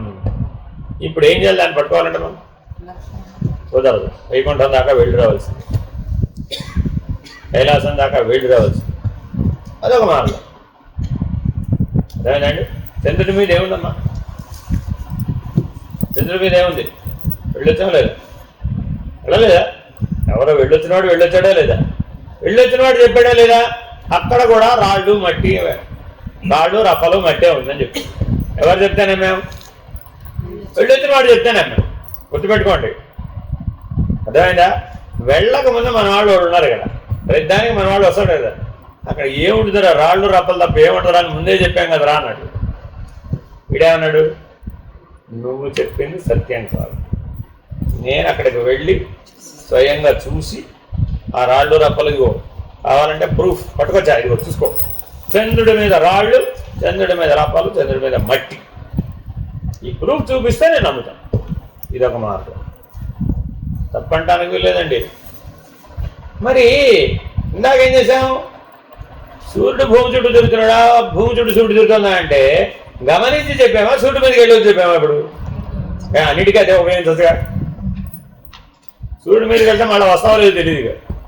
కాబట్టి ఇక్కడ చంద్రుడి మీదకి వెళ్ళి రావడం అయితే వీలు కుదిరింది. కానీ సూర్యుడి దగ్గరకు వెళ్ళొచ్చి సూర్యుడు చుట్టూ భూమి తిరుగుతుందని నేను చెప్తాను అన్నాడు అనుకోండి, ఎప్పటికి చెప్తాడు వీడు? అది అయ్యే పని అన్నట్టు ఎప్పటికన్నా. అంటే అన్నిటికీ అదే ఈ చంద్రుడి మీద వ్యవహారం పనికి వస్తుందా? మన బుద్ధిని వాడొచ్చుగా, గమనించవచ్చుగా, గుర్తించవచ్చుగా, ఆ గ్రహించిన దాన్ని సరిగ్గా విశ్లేషించవచ్చు కదా, అనలైజ్ చేయవచ్చు కదా. అప్పుడు ఆ వివేకంతో నిర్ణయం చెప్పొచ్చు కదా. చెప్పకూడదా? వచ్చు. డాక్టర్ గారికి నీ ఒంట్లో ఉన్న అనారోగ్యం తెలియాలి అంటే నీ శరీరంలో డాక్టర్ గారు ప్రవేశిస్తేనే తెలుస్తున్నాను. ఏం చేయాలి అప్పుడు? నీ కష్టం తెలియాలి. మనకి ఏదో అనారోగ్యం వచ్చింది, కష్టం తెలియాలి. కాబట్టి డాక్టర్ గారు ఏం చేయాలి? కడుపులో నొప్పి అన్నావా, మనం ఏదో కడుపులో నొప్పి వచ్చింది, వెళ్ళావు డాక్టర్ గారి దగ్గరికి. డాక్టర్ గారు ఏం చేయాలి? నీ శరీరంలోకి తొంగి చూడాలి. ఎలా తొంగి చూస్తాడంటావు? కుదరదా? ఇప్పుడు చూస్తున్నాడు ఎండోస్కోపీ, డింగ్ డాక్టర్ బయటే ఉన్నాడు, చూసేటటువంటి దాని ద్వారా లోపలికి వెళ్ళాడు. లోపల చూసి చెప్పాడు ఏమని, అంతా బాగానే ఉంది. ఏమన్నా బాబు మీరేమో అంతా బాగానే ఉందంటారు, నాకు మాత్రం కట్టులో నింపుకోవట్లేదురా బాబు. ఏం డౌట్ పడకమ్మా, పర్వాలేదు, లోపల అంతా బాగానే ఉంది కదా, ఓ వారం మందు వేసుకో తగ్గిపోతుంది. నిజంగా లోపల ఏమైనా సమస్య అప్పుడేమన్నాడు, ఇది మందులతో తగ్గే వారం కాదమ్మోయ్, గట్టిగా తయారై మిమ్మల్ని చెప్పి బ్యాగ్ కట్టుకుని వచ్చేసేయి, తీసేయవలసిందే, లోపల ఏదో తేడా వచ్చేసింది చెప్తాడా లేదా? తొంగి చూడకుండా చెప్పచ్చా చెప్పకూడదా? ఎండోస్కోపీ అంటే ఏంటంటే తొంగి చూడటం, అంతకుమించి ఏమి లేదు. ఏదైనా సరే స్కానింగ్ అన్నారు, ఏం స్కానింగ్ అంటే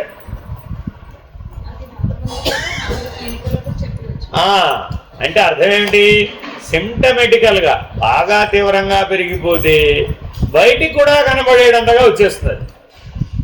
మరీ ఎర్లీ స్టేజ్లో ఉంటే బయటికి తెలియదు. అర్థమైందండి?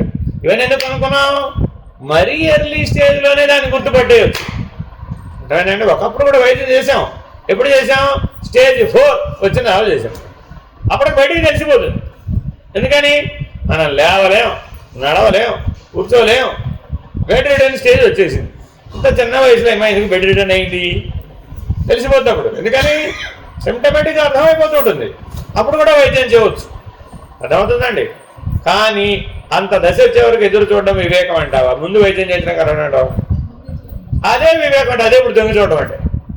ఇప్పుడు మన ఎండోస్కోపీలు, కొలనోస్కోపీలు, ఎంఆర్ఐలు, సిటీలు ఎన్నెన్నో కానీ అవన్నీ ఏమిటి, దేనికి అవన్నీ ఆ టెస్టులన్నీ? దొంగి చూడటం. కైలాసంలో ఈశ్వరుడు ఉన్నాడండి, ఏం చేయాలి ఇప్పుడు? వెళ్ళి చూసి రావాలన్నాడు రావణాసురుడు. వాడు కూడా మన బ్యాచే. చంద్రుడి మీదకి వెళ్ళి రావాల్సిందే అన్నా, లేదు చంద్రుడి మీద ఏముందంటే నేనేమైనా సరే కైలాసం వెళ్ళాల్సిందే, ఈశ్వరుని చూడాల్సిందే, ఆయన ఒప్పుకోకపోతే కైలాస పర్వతాన్నే పెకలించాల్సిందే. వాడు ఇంకా తెలియదు వాడు. మన వాళ్ళు అక్కడ చంద్రుని వదిలేసి వచ్చారు పుట్ట రాకుండా. ఆయన ఏమన్నాడు, నా మాట వినకపోతే కైలాస పర్వతమే పెకలిస్తానన్నా. ఎంత బలవంతుడు అంత తెలియదు. వాడు కూడా మానవుడే, ఈ భూమి మీదే బతికాడు, వేరే లోకంలో వేరే భూమి మీద కాదు. కాబట్టి వివేక శూన్యత ఎక్కడ దాకా వెళ్ళిపోతుంది, ఎక్కడ దాకా వెళ్ళిపోవచ్చు. కాబట్టి అజ్ఞానానికి ఎంతవరకు అవధి ఉంది అన్నాం. ఆత్మ అనే జ్ఞానం ఎంత వ్యాపకంగా ఉందో అజ్ఞానం కూడా అంత వ్యాపకం.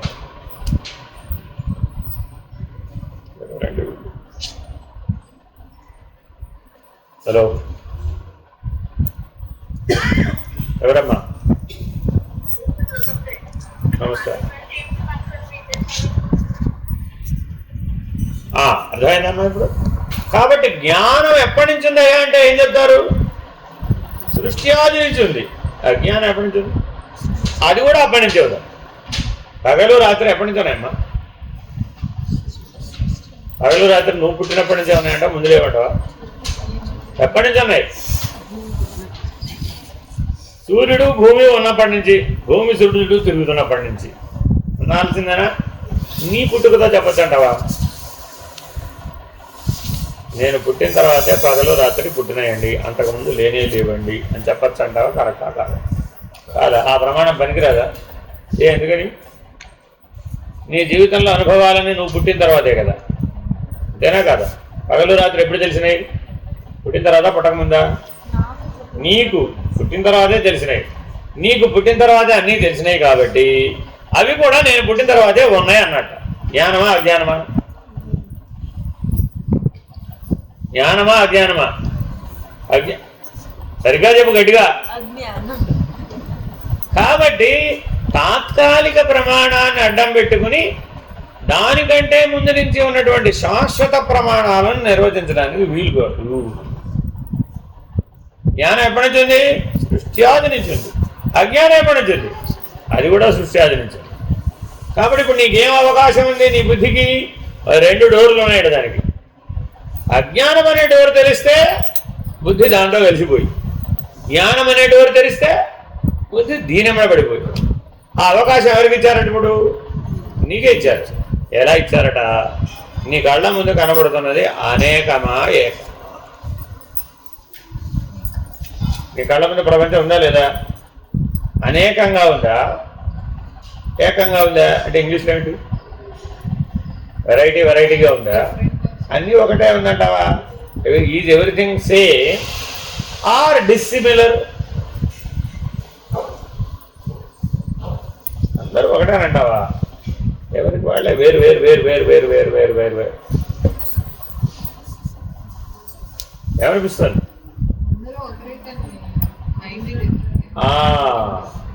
వస్తుతః ఒకటే, వ్యవహారం మాత్రమే వేరు. గుర్తుపెట్టుకోవాలండి. వస్తుతః ఎవరు? అందరూ ఒకటే, కానీ ఎక్కడ భేదం వచ్చింది? వ్యవహార భేదం వచ్చింది. అంతేనా కదా? నీకు ఈ అమ్మాయికి ఇద్దరికి కిచెన్లో అన్ని ఐటెంలు అన్ని పాత్రలు సమానంగా ఇచ్చామమ్మా, వంట చేయమన్నామమ్మా, ఇద్దరు ఒకలాగానే వంట చేస్తారంటావా? చేయరా? ఏం వస్తువులేవే కదా.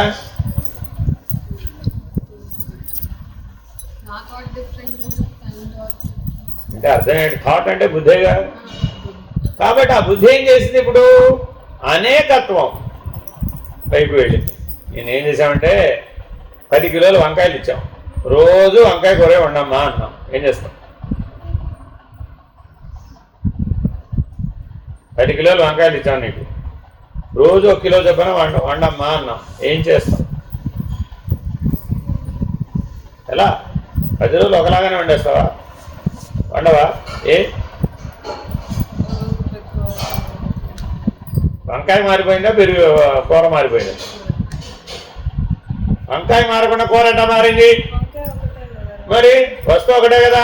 అప్పుడు 10 రోజులు వంకాయ కూరనే అనాలి కదా. నువ్వేమన్నావు? ఇవాళ వంకాయ పచ్చడి, రేపు వంకాయ కూర, ఎల్లుండి వంకాయ ఫ్రై, ఆ తర్వాత బగారు బైంగన్, ఆ తర్వాత గోబీలు. అంతేనా కదా? బేస్ వస్తువు ఏమిటి? అదేం మారలేదు కదా. కాబట్టి ఆధారం మారటం లేదు. ఏం తెలుసుకోవాలంటే ఆధారం మారటం లేదు, ఆధేయమే మారుతుంది. దీన్ని ఆధార ఆధేయ విమర్శ అంటారండి. అంటే ఈ ఆధార ఆధేయ విమర్శ చేయకుండా ఈ వాక్యం విలువలు. తయోరైక్యం ప్రపశ్యంతి కీమజ్ఞానమతఃపరం అనేది నీకు తెలియాలి అంటే నియమించేవాడు నియమింపబడేవాడు ఒక్కడు కాదు. ఆత్మ లోపల ఉంటూ శరీరాన్ని నియమిస్తోంది. కాబట్టి ఆత్మకు శరీరానికి సేవక భావమే తప్ప రెండు ఒకటి కావు. దృశ్యం సర్వమనాత్మ, కనిపించేదంతా అనాత్మ అన్నారు. కాబట్టి శరీరం ఆత్మ కాదు. ఆ వంకాయకి కలిపిన ఎడిటివ్స్ వలన ఏమనిపించింది? ఇప్పుడు అది ఏదో మారిపోయింది అనిపిస్తుంది అంతే. తత్కాలవత్. ఆ మార్పు ఎంతకాలం? తత్కాలవత్, తాత్కాలికం అంతే. తిన్నవాడు 10 రోజులు తిన్నాడండి, ఏమన్నాడు? ఏం తల్లి ఇంటి దగ్గర నుంచి ఎన్ని తెచ్చావు? బస్తాడు వంకాయలు తెచ్చావేమిటి? రోజు వంకాయ కూరనా? నువ్వేమన్నావు? ఏం స్వామి ఏం చెప్తున్నావు? ఎలాగో చెప్పు. చూడు 10 డిష్లు రైన్.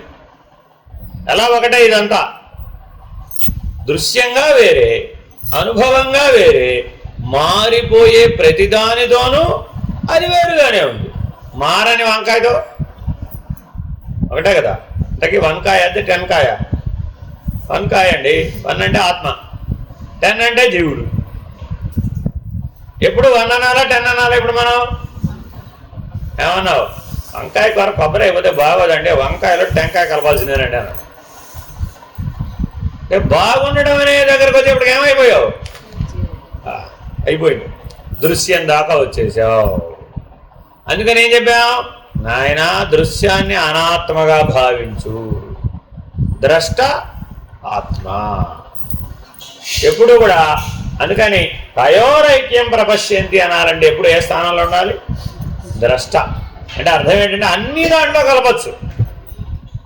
ఏంటంటే ఏది దాంట్లో కలిపినా, ఏది తీసివేసినా దాని వస్తుతః లక్షణం ఏమి మారదు. అర్థమైందండి? నియామకుడు అంటే ఆధారం. అర్థమైందండి? నీ జీవితానికి ఆధారం ఎవరు? ఈశ్వరుడు కదా. కానీ కళ్ళెదురకుండా కనబడుతున్న వాళ్ళు ఆధారం అని భావించి నువ్వు జీవిస్తున్నావు. అంతేనా కదా? ఈశ్వరుడు కూడా కళ్ళకు కనబడితే ఒప్పుకుంటానండి అన్నాడు. అమ్మ నాన్న కనబడుతున్నారు కాబట్టి నాకు ఆధారం కూడా నాకు పెద్ద గొడవ ఆడక్కర్లేదు, అవునా కదా. కనబడని ఈశ్వరుడు నాకు ఆధారం అని నేను ఒప్పుకోవాలంటే ఏముండాలి ఇప్పుడు? వివేకం. అంటే కనబడే వాటిని మాత్రమే నీకు ఆధారం అనుకోవడం అజ్ఞానం. కనబడనిది ఏమీ లేదు అనటం అజ్ఞానం. ఆత్మ కనబడుతోందంటావా కనబడలేదా? కాదు, ఇప్పుడు మనకేమిటి? ఆత్మ కనబడుతోందా కనబడలేదా? చూసే దృష్టి ఉంటే కనబడుతుంది. అమీబాని ఇప్పుడు చూసేవో చూడలేదా? అమీబా ఉందా లేదా? అమీబా ఎలా తెలియదు నీకు?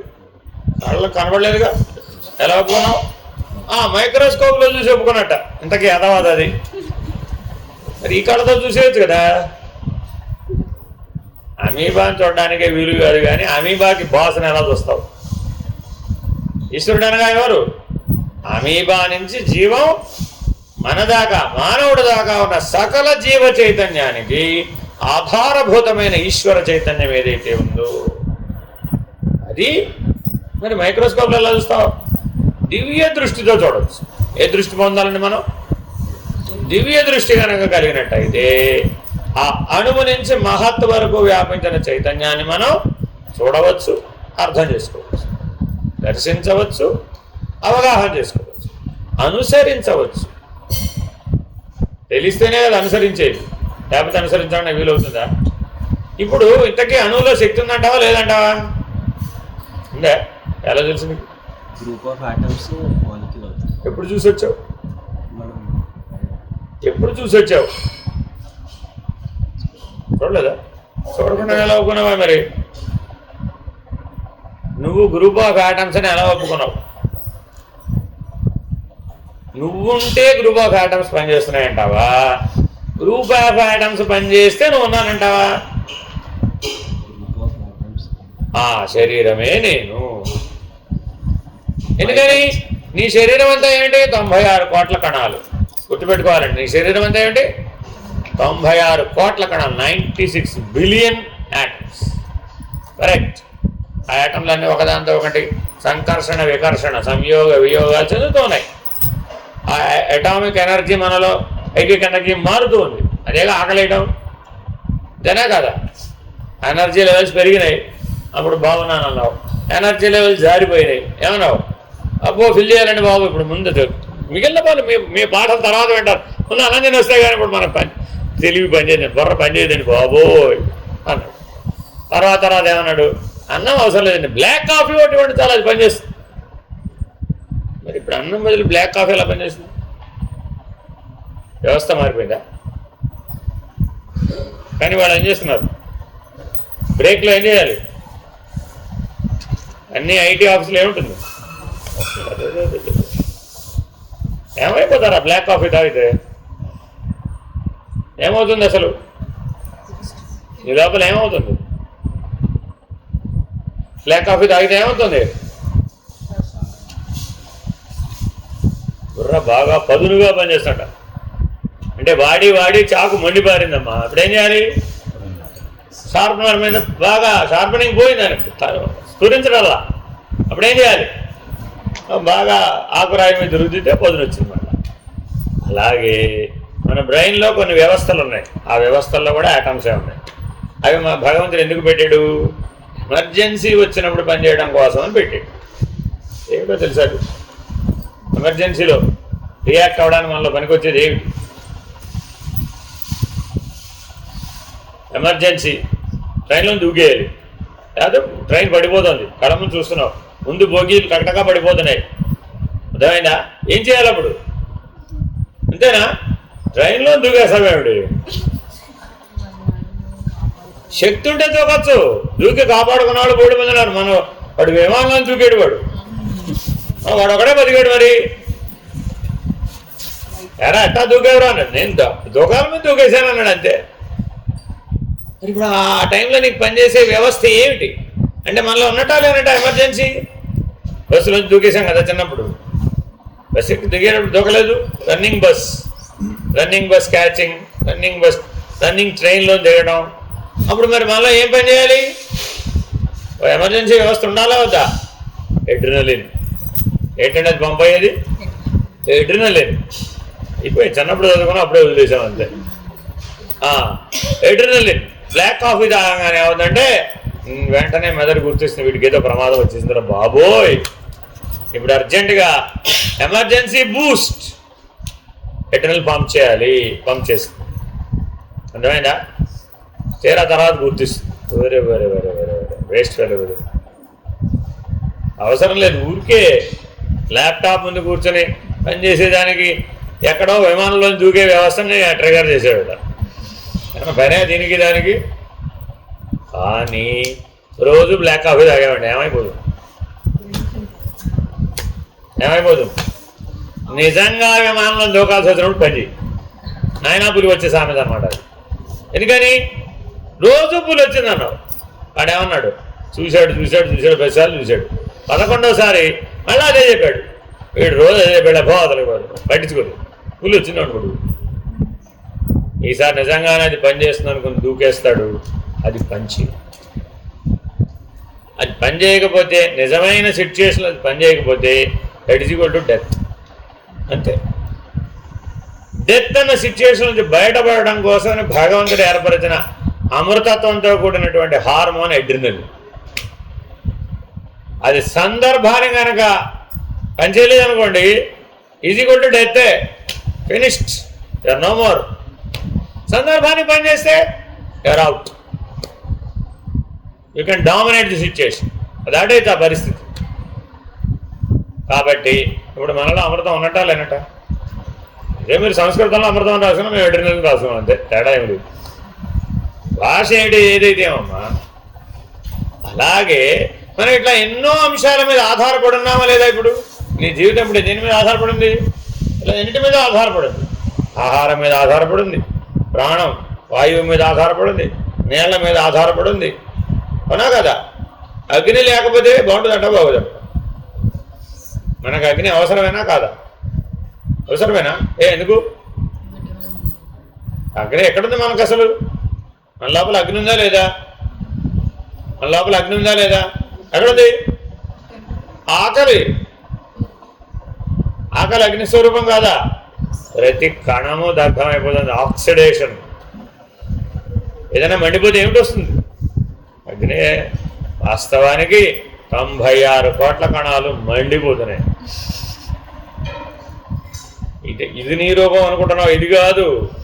వాస్తవానికి ఒక పెద్ద అగ్నిశిఖ, 5 అడుగుల అగ్నిశిఖ. అది చిన్న మంట కాదు. పైగా పడింది 5 అడుగుల 6 అడుగుల 5.5 అడుగు. సరే పోనీ. అంత అగ్ని, అంత మంట నువ్వు. అంతే. ఇప్పుడు అందంగా ఉన్నానంటావు లేనంటావా? మానవుడు అందం అనే విషయాన్ని పట్టించుకోవాలంటే పట్టించుకోగలదంటావా? నిప్పు అందంగా ఉండడం ఏంటండి? 5 అడుగుల మంట ఎవడైనా అందంగా ఉందని లేదని చెప్తారా? ఎక్కడో వాస్తవిక దర్శనం లేదు మనకి. ఇన్సైట్ లేదు. ఎంతసేపు ఎక్స్టర్నలే. ఇదేనా కదా? గురువు గారు బ్రహ్మాండం అంత అగ్ని. ఎలా చూసామట? ఎర్ర బట్టలు కట్టుకున్నాడు. బాగుంది. ఏ కలర్ కట్టుకోవాలో ఆ మాత్రం డ్రెస్ సెన్స్ లేదు దీనికి. కాస్త అందంగా కనబడే కట్టుకోవచ్చు కదా. ఏం చూసాము ఇప్పుడు?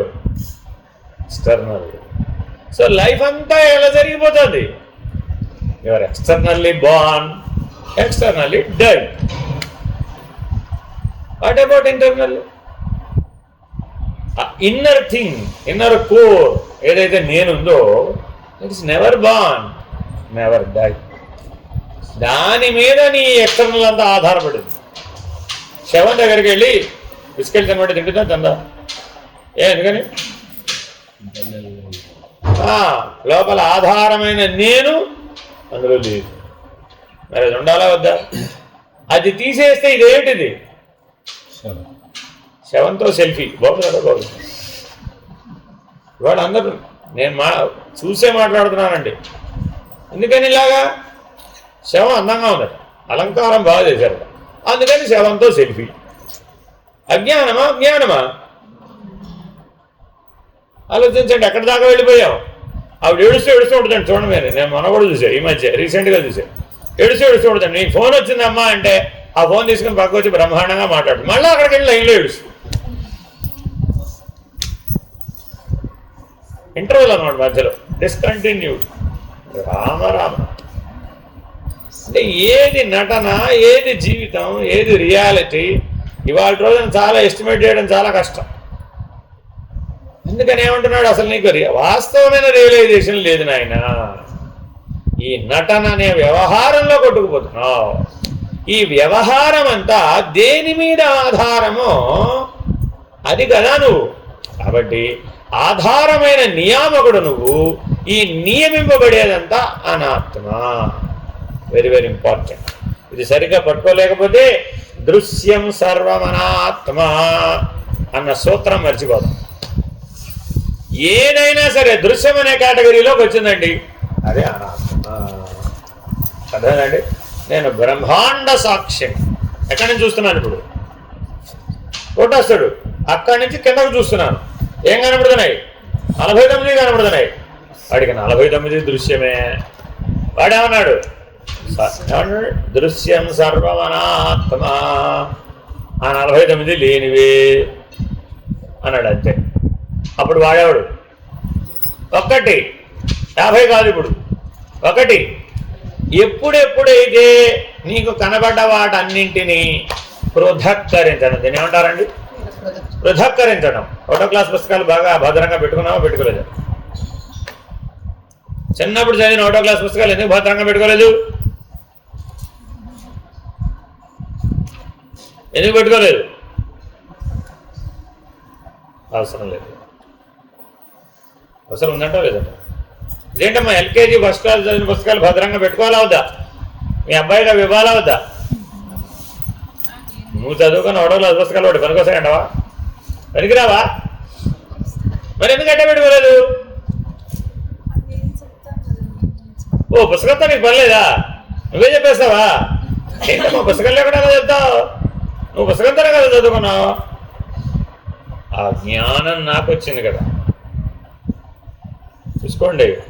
పుస్తకంలో జ్ఞానం ఉంది, ఇప్పుడు నీలో ఉందా? నీలో ఉంది. కాబట్టి ఎదుటివాడికి చెప్పాలంటే నీలో జ్ఞానం ఉంటే సరిపోతుంది, పుస్తకం ఎందుకు? ఇదేనా కదా? కాబట్టి ఆత్మ జ్ఞాన స్వరూపం. అనాత్మను గుర్తించాలంటే చాలా కావాలి. ఇది అనాత్మని చెప్పాలంటే అక్కడ చాలా కావాలి, ఎన్ నెంబర్ ఆఫ్ థింగ్స్ కావాలి. అదే ఆత్మ నిర్ణయించాలంటే జ్ఞానం ఒక్కటి చాలు. ఇక్కడ అదే విషయం చెప్తున్నామండి. ఆత్మా జ్ఞానయ పుణ్యో దేహో మాంసమయో అశుచి తయోరైక్యం ప్రపశ్యంతి హిమజ్ఞానమతః పరం. పోయినసారి ఒక మగుడంతో చెప్పాడండి. ఏమిటది? సోయమీదృశ. పోయిన అధ్యాయం అంతా ఏంటండి? సోయమీదృశ.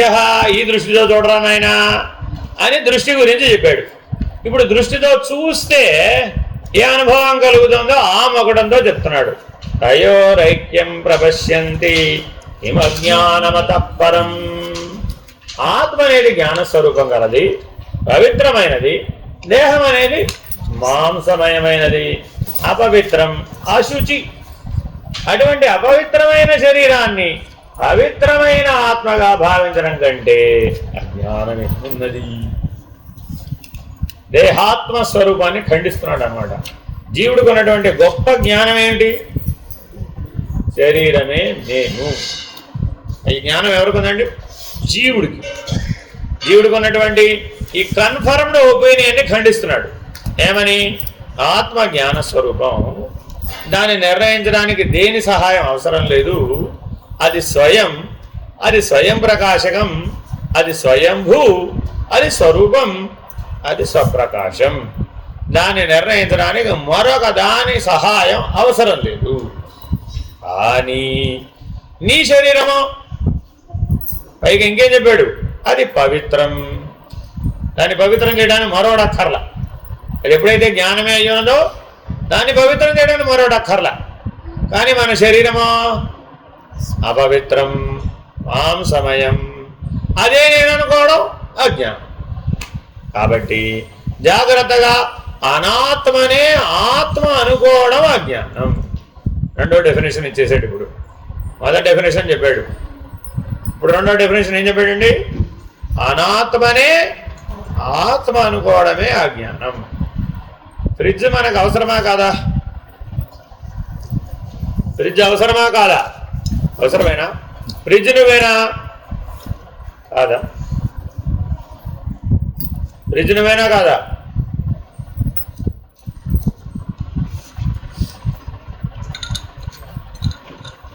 ఫ్రిడ్జ్లో పెట్టిన ఐస్ క్రీమ్ తినేసావండి. ఇప్పుడు ఐస్ క్రీమ్ నువ్వు ఒకటై వేరైపోలేదు.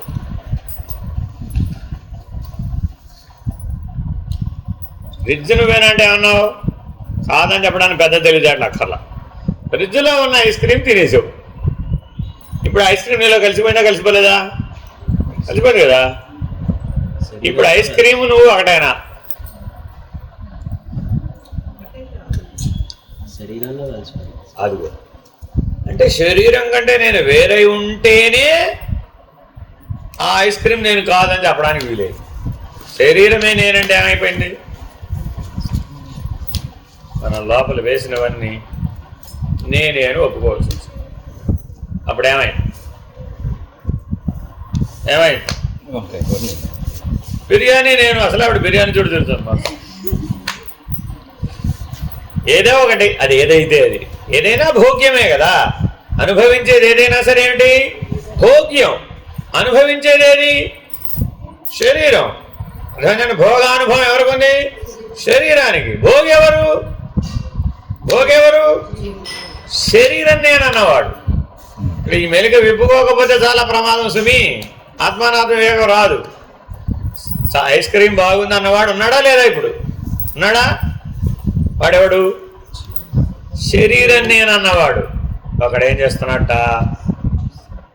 ఐస్ క్రీమ్ బాగుంది అన్నదాన్ని సాక్షిగా చూశాడు. ఐస్ క్రీమ్ శరీరంలో కలిసిపోవడాన్ని సాక్షిగా చూశాడు. తర్వాత వచ్చే దగ్గు జలుబును కూడా సాక్షిగా చూశాడు. వాడు ఫ్రిడ్జ్ని సాక్షిగా చూశాడు, ఐస్ క్రీమ్ని సాక్షిగా చూశాడు, ఈ ఐస్ క్రీమ్ తింటాన్ని సాక్షిగా చూశాడు, ఐస్ క్రీమ్ శరీరంలో కలిసిపోవడాన్ని సాక్షిగా చూశాడు. బాగుంది బాగుందని ఆనందం పొందినటువంటి జీవుణ్ణి కూడా సాక్షిగా చూశాడు. ఆనందం తర్వాత ఏమిటొచ్చింది? జలుబు దగ్గు వస్తుంది కదా. మరి ఐస్ క్రీమ్ ఫలితం ఉంటుంది కదా. మరి ఆ జలుబు దగ్గు వస్తే అప్పుడు కూడా నేను సాక్షినే అన్నాడు. చూసిన వాళ్ళందరూ ఏమన్నారు? ఆ ఐస్ క్రీమ్ తింటాం ఎందుకు, ఆ జలుబు దగ్గు తెచ్చుకోవడం ఎందుకు, డాక్టర్ దగ్గరికి పోయి ఆ ఇంజక్షన్లు వగేరాలు చేయించుకోవడం ఎందుకు, అంత అవసరమా? ఎందుకంటే ఇంకా ఫ్రిడ్జ్లో ఐస్ క్రీమ్ పెట్టకపోతే, ఐస్ క్రీమ్ పెట్టకపోతే ఫ్రిడ్జ్ ఎందుకు అసలు? అందుకని మీ అమ్మమ్మ తరంలో ఫ్రిడ్జ్ లేదు. ఎందుకని? వాళ్ళు ఎవరు ఐస్ క్రీమ్ తినలేదు. చూసుకోండి, మీరు కావాల్సి వస్తే. మీ అమ్మమ్మ తరంలో ఐస్ క్రీమ్ లేదు. No ice cream at all. అసలు సృష్టిలోనే లేదు. ఆ యంత్రం లేదు, ఆ సృష్టి లేదు. మా తరం ఎంత మారిపోయింది, రోజు ఐస్ క్రీమ్ తినచ్చు. వాళ్ళ తరం కంటే వీళ్ళ తరం ఎందులో పెరిగింది? భోగం. ఎందులో పెరిగిందండి? భోగం. సుఖాపేక్ష. అన్నిటి వెనకాల ఏముంది? సుఖాపేక్ష. ఏమిటి సుఖంగా ఉంది ఇప్పుడు? జీవుడు గోళం ఒకటే ఇప్పుడు. ఏమిటి? దీన్ని సుఖంగా ఉంచితే చాలు. అది నాలుగైనా కావచ్చు, కళ్ళైనా కావచ్చు, చెవులైనా కావచ్చు, ఏ ఇంద్రియమైనా కావచ్చు. ఆ ఇంద్రియం ద్వారా నాకు సుఖానుభవం కలిగితే చాలు. I'm good. ఆత్మస్వరూపం సాక్షి. భోగ్యమునకు సాక్షి, భోగమునకు సాక్షి, భోగికి కూడా సాక్షి. అది గుర్తుపెట్టుకోవాలండి. ఇది అర్థమవుతుందా? మృత్యువు, భోగం. మృత్యు ఏంటండి? భోగం. అనుభవించేవాడు, మరణవేదన అనుభవించేవాడు భోగి. మరణానుభవం ఎవరికి? శరీరానికి. ఆ భోగ సాధనం ఏమిటి? శరీరం. ఇది లేకపోతే అలా ఐస్ క్రీమ్ తిన్నాడు? తినలేడుగా. ఇది లేకపోతే ఆ మరణం అనేదాన్ని ఎలా పొందాడు? పొందలేడుగా.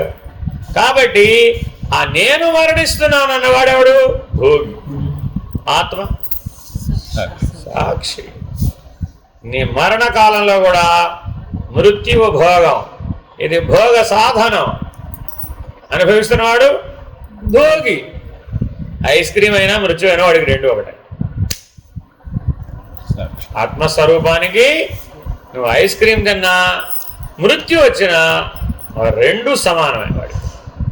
నిజంగా అలా ఉంటున్నా ఉంటారా మనం? సులభమా కష్టమా? సులభమా కష్టమా? ఐస్ క్రీము మృత్యు రెండు ఒకటేనట. ఒప్పుకుంటా ఒప్పుకోవా? మరణించడం, ఐస్ క్రీమ్ తింటాం రెండు సమానంగా చూసేవాడు ఒకడు ఉన్నట్ట నీళ్ళు. శాస్త్రం చెప్తాను, నేను చెప్పడం లేదు స్వామి. అదే ఆత్మానాత్మ వివేకం అంటే. అనాత్మ అంటే ఏమిటి? మూడు, అది ఒకటి కాదు. అదేమిటి? భోగం, భోగ సాధనం, భోగి. అర్థమైందండి? కాసేపట్లో మనం ఏం చేయబోతున్నాం? తినా కదా, భోజనం. ఇదేమిటి? భోగ సాధనం. తినేవాడు భోక్త. అర్థమైందండి? భోజనము, భోజ్యము, భోక్త ముగ్గురున్నారు. ఈ ముగ్గురిని ఒకడు సాక్షిగా చూస్తాడు. వాడెవడు? ఆత్మస్వరూపం. ఈశ్వరుడు అన్నామంటే ఏమైపోయినట్టు? ద్వంద్వాలు దాటలేదని అర్థం. ద్వంద్వాలు దాటితే ఏమంటావు? ఆత్మ. అందుకని జ్ఞాన మార్గంలో ఆత్మ అంటాం. ద్వంద్వానుభవాలు ఏ మార్గాల్లోనే? కర్మభక్తి యోగ మార్గాలలో ద్వంద్వాలు తప్పనిసరి. లేకపోతే కర్మ వీలు కాదు, భక్తి వీలు కాదు, యోగం కూడా వీలు కాదు. అంటే ఎండ్ చివరికి వచ్చేటప్పటికి అక్కడ కూడా సిద్ధత్వం పరిణామం పూర్తయిపోయి పరిపక్వత వచ్చేస్తే అప్పుడు అక్కడ కూడా ఏమైపోతాడు? ఆ ఏకత్వానికి వచ్చేస్తాడు. ఏకత్వానికి వచ్చేస్తే అది జ్ఞానమే, అది ఆత్మ. అందుకని ప్రతి చోట ఒకటి ఏం పెట్టాడండి? తయారైక్యం ప్రపశ్యంతి కిమజ్ఞానమతః పరం, కిమజ్ఞానమంతః పరం, కిమజ్ఞానమంతః పరం. Very very important. ఆత్మ ప్రకాశక స్వచ్ఛో దేహస్తామస ఉచ్యతే తయోరైక్యం ప్రపశ్యంతి కిమజ్ఞానమతః పరం. ఆత్మ అనేది ప్రకాశింపజేసేది, స్వచ్ఛమైనట్టుది. దేహం అనేది తమోమయమైనటువంటిది. ఈ రెంటిని ఒకటిగానే అనుకుంటున్నారు. ఎంతకంటే అజ్ఞానం ఏముంటుంది? ఆత్మ అనేది సూర్యునిలాగా ప్రకాశ స్వరూపం కలిగి సమస్తాన్ని ప్రకాశింపజేస్తుంది. శరీరం అనేది జడం కాబట్టి తమోమయమైనది. కేవలం శరీరం జడమే కదా. అజ్ఞానులు మాత్రమే ఈ రెంటిని ఒకటిగా భావిస్తారు. ఈ సృష్టిలో రెండు ఉన్నాయట. ఇక్కడ కాదు, బ్రహ్మాండం. బ్రహ్మాండంలో రెండు భాగాలు ఉన్నాయట. ఒకటేమిటి? స్వయంగా ప్రకాశించేది. రెండోది ప్రకాశం లేనటువంటిది. రెండు భాగాలు. ఒప్పుకుంటారా లేదా? చంద్రుడు స్వయంగా ప్రకాశిస్తాడా? రిఫ్లెక్షన్ కదా అది. సో సెల్ఫ్ కాదు అక్కడ, అది సూర్యుడు ప్రభావాలు ప్రకాశిస్తున్నాడు. అంతేనా కదా? సూర్యుడు స్వయం ప్రకాశకం. అదేనండి. కాబట్టి బ్రహ్మాండంలో అంతా రెండు భాగాలుగా కనబడుతుందట. ఒకటేమిటి? అనంతట తానుగా ప్రకాశించగలిగే లక్షణం కలిగి ఉంది. రెండోది ఏమిటి? ప్రకాశం లేని లక్షణం కనబడుతుంది. ప్రకాశం లేకపోతే ఏమంటాం? What is darkness? What is darkness? absence of light. మాట్లాడాల పిల్లలు. What is darkness? Absence of light. చిన్నప్పుడు చదువుకున్నారు ఫిజిక్స్లో. దాని what is cold? Absence of temperature. అంటే ప్రమాణం దేంతో చెప్పాము ఇప్పుడు? టెంపరేచర్. అదేనండి. ఐస్ క్రీమ్ చల్లగా ఎందుకుంది? ఐస్ క్రీమ్ చల్లగా ఎందుకుంది? Absence of temperature. Absence of temperature. Ice cream పెట్టుకెళ్ళి పొయ్యి మీద పెట్టావు, ఏమైంది? ఏమైంది? ఆవిరి అయిపోయింది, కరగబోనాది. మీరు ఎప్పుడు పెట్టి చూడాల. మీరు తినే ఐస్ క్రీమ్ తీసుకెళ్ళి, క్రీమ్ కదా అది, దాంట్లో ఐస్ ఉండదు. ఐస్ ఉంటే నీళ్ళు అవుతుంది. మీరు ఇప్పుడు కొంతకాలం బయట పెట్టారండి, బయట పెడితే నీళ్ళు అయిపోయిందా లేదా? ఆ నీళ్ళు అయిపోయిన భాగం ఐస్, క్రీమ్ ఆవిరైపోయింది. అదే తీసుకెళ్ళి పొయ్యి మీద పెట్టామనుకోండి, ఈ నీళ్ళతో సహా ఆవిరైపోదు. ఇప్పుడు ఉన్నట్టా లేనట్ట? Why it is cold? Absence of temperature. అర్థమైందండి? శవం చల్లగా ఉంటుంది, వేడిగా ఉంటుంది. ఎందుకని టెంపరేచర్. ఏదైనా చల్లగా ఉందంటే అవి నిర్వచనం ఏం మారలా, శవం చల్లగా ఉంటుంది. ఎందుకని? Absence of temperature. అంతేనా కాదా? మరి నీ స్వరూపం ఏమిటి? అగ్ని. నీ స్వరూపం వేడి. నువ్వు అందులో ఉన్నంతసేపే అది వేడి, నువ్వు తప్పుకుంటే ఐస్ కోల్డ్. అర్థమైందండి? కాబట్టి నువ్వు ఉండాలా వద్దా ఇప్పుడు అందులో?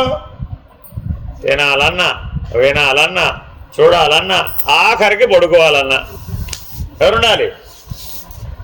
నీ మీద శరీరం ఆధారపడిందంటావా? ఇప్పుడు శరీరమే నీ మీద ఆధారపడిందంటావా? రెండు ఒకటే చెప్పారు, మీరు గుర్తించలేదు. రివర్స్ చెప్తానని ఎక్స్పెక్ట్ చేస్తున్నానంటే మీ మైండ్లో ఆల్రెడీ ఓ రివర్స్ పనిచేస్తుంది. చాలా జాగ్రత్తగా చెప్తున్నాడు. అందుకే వేదాంతం ఏం చెప్తుందంటే రెండు పక్కల సత్యమే చెప్తుంది. ఎటు నుంచి ఆలోచించినా ఆత్మ మీదే సర్వము ఆధారపడింది తప్ప సర్వం మీద ఆత్మ ఆధారపడి లేదు. అనాత్మపై ఆత్మ ఆధారపడి లేదు. అది ప్రకాశం. అనాత్మ జడం, చీకటి, తమోగుణం. అనాత్మకి లక్షణాలు చెప్తున్నాడు. ఆపోజిట్ ఏంటి? ఆత్మ లక్షణం. అదేనండి, ఒకటి తెలుసుకుంటే రెండో తెలుసుకున్నట్టే. అంటే ఆత్మ లక్షణాలను పట్టుకున్నావు, అనాత్మ నిర్ణయించవచ్చు. అనాత్మ లక్షణాలను పట్టుకున్నావు, ఆత్మ నిర్ణయించవచ్చు. అలా కరెక్ట్ అని అంటావు. అలా చేయడం కరెక్ట్ అని అంటావు. ఎంబీబీఎస్లో ముందు డైరెక్ట్గా మనిషిని కోసేస్తే బెటర్ అంటావా? కప్ప, కొద్దింక అలా ఏదైనా చిన్న చిన్న జీవులను కోసి ఆ లోపల ఏముందో తెలుసుకుని అప్పుడు మనిషిని కోయడం బెటర్ అంటావా? అదేంటమ్మా, ఆయన వైద్యం మనుషుల కదా చేయడానికి ప్రారంభం చేద్దాం అనుకోండి. కప్పను కోయడం ఎందుకు? ఫస్ట్ కోసేదే కప్పని. అంతే. చూసారు ఎప్పుడన్నా కప్పను కోయడం? చిన్న టేబుల్ ఉంటుందండి, 1 by 1 టేబుల్ ఉంటుంది. ఒక కప్ప ఇస్తారు.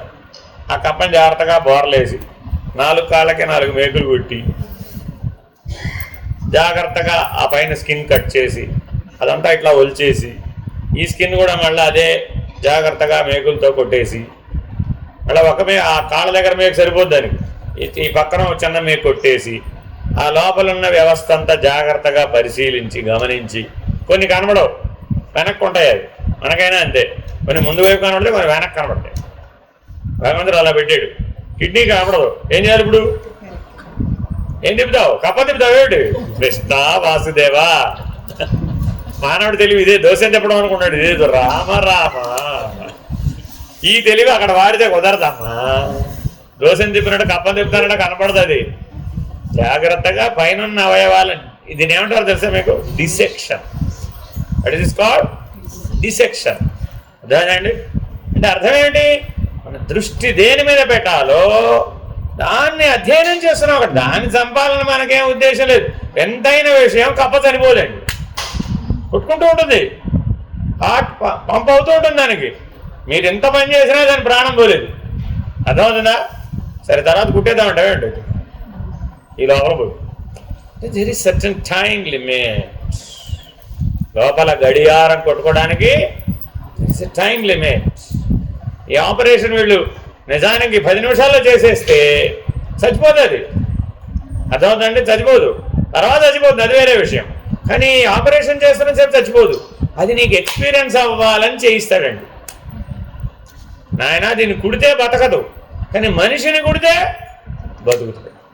అంటే ఆపరేషన్ చేసేవాడు ఆ లోపల ఉన్న జీవ గడియారం, దాన్ని బాగా అర్థం చేసుకోవాలి. అని ఏమంటారు? Biological clock. ఈ క్లాక్ని బాగా అర్థం చేసుకోవాలి. ప్రతి జీవికి మారిపోతుంది. నీకున్నట్టు దానికున్నది దాని వ్యవస్థ అదే, కానీ పనితీరు అది కాదు. వ్యవస్థ అదే, పనితీరు కూడా అదే, సాక్షి కూడా అదే. కప్పలో ఆత్మస్వరూపం ఉందంటో లేదంట? కనపడలేదు. డిసెక్షన్ చేసి మరీ చూశానండి, కనపడలేదండి బాబు.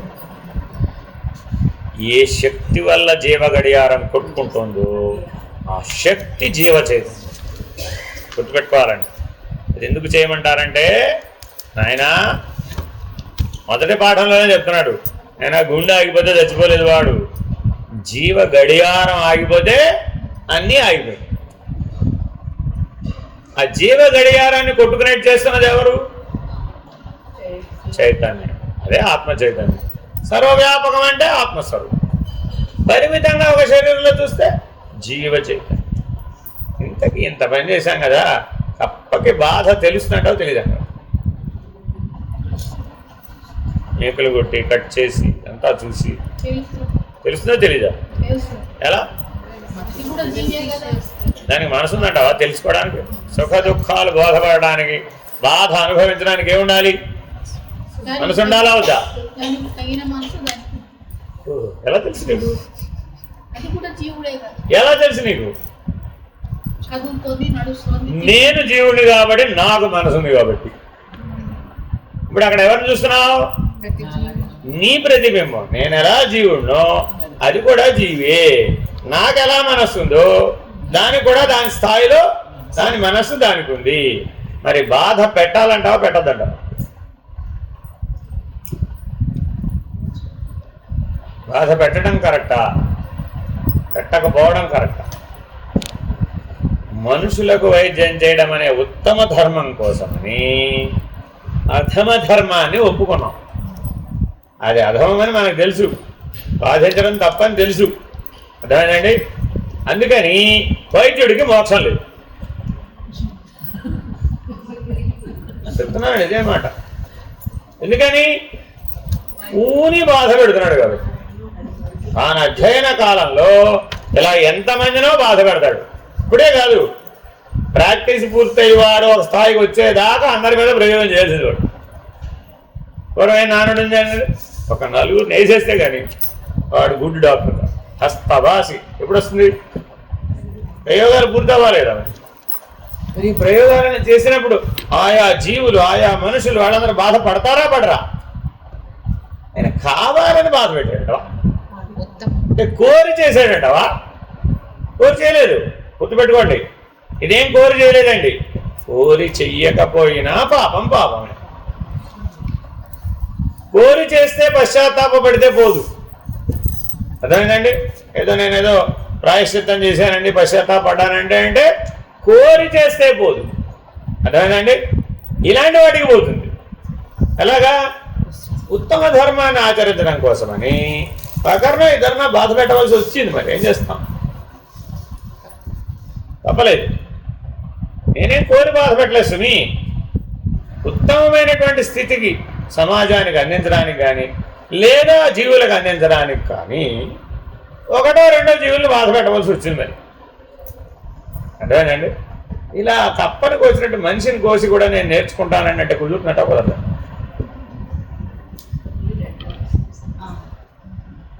మీరు వినే ఉంటారు, హాస్పిటల్కి దానం ఇచ్చేసారు డెడ్ బాడీ అని ఇలాంటివి చెప్తున్నారు. అవయవ దానం ఎలా చేస్తున్నారో ఎంటైర్ బాడీ దానం చేస్తారండి మెడికల్ యూనివర్సిటీ. వాళ్ళకి అది ఎందుకని? ఇక్కడ మార్చురీ ఉంటుంది, అందులో పెట్టి ఉంచుతారు. ఇక్కడ దీన్ని ఎలా చూసావో సేమ్ అదే టేబుల్ మీద పక్కన ఓ పొడుగు టేబుల్ మీద దాన్ని పెడతారు. ఇంతకీ శవం లోపల రక్తం ఉంటుందంట. శవం లోపల రక్తం ఉంటుందా ఉండదు? గడ్డగట్టిపోతుంది. తెలుసా నీకు బాగా? అదిగో అందుకే చెప్పేది, దర్శనం లేనప్పుడు ఊహే ఉంటుంది తప్ప యథార్థం తెలియబడదు. యథార్థం ఎప్పుడు నిర్ణయం అయింది? ఆ దర్శనం ఉన్నవాడికి అవుతుంది. అర్థమేనండి? మనకు కూడా ఆత్మ అంటే ఏముంది? ఇప్పుడు ఊహ. ఎప్పుడు సత్యం? దర్శనం అయితే సత్యం. అందుకే మీకు మీ మీ మేధాశక్తికి అందుబాటులో లేని ప్రశ్నలు అడుగుతాను. మీరు ఎప్పుడు అసలు ఇలాంటివి తెలుసుకోవాలనుకోరు, ఆలోచించరు. ఒకవేళ అలాంటి సందర్భం ఎప్పుడన్నా పోస్ట్ మార్టంకి వెళ్ళారా? లోపలికి వెళ్ళి చూసారా? ఎవరైనా చూడాలనుకుంటారా? జీవితంలో చూడాలి. పాపం వాళ్ళ జీవితం మరి. Post mortem report is very important. ఎందుకని?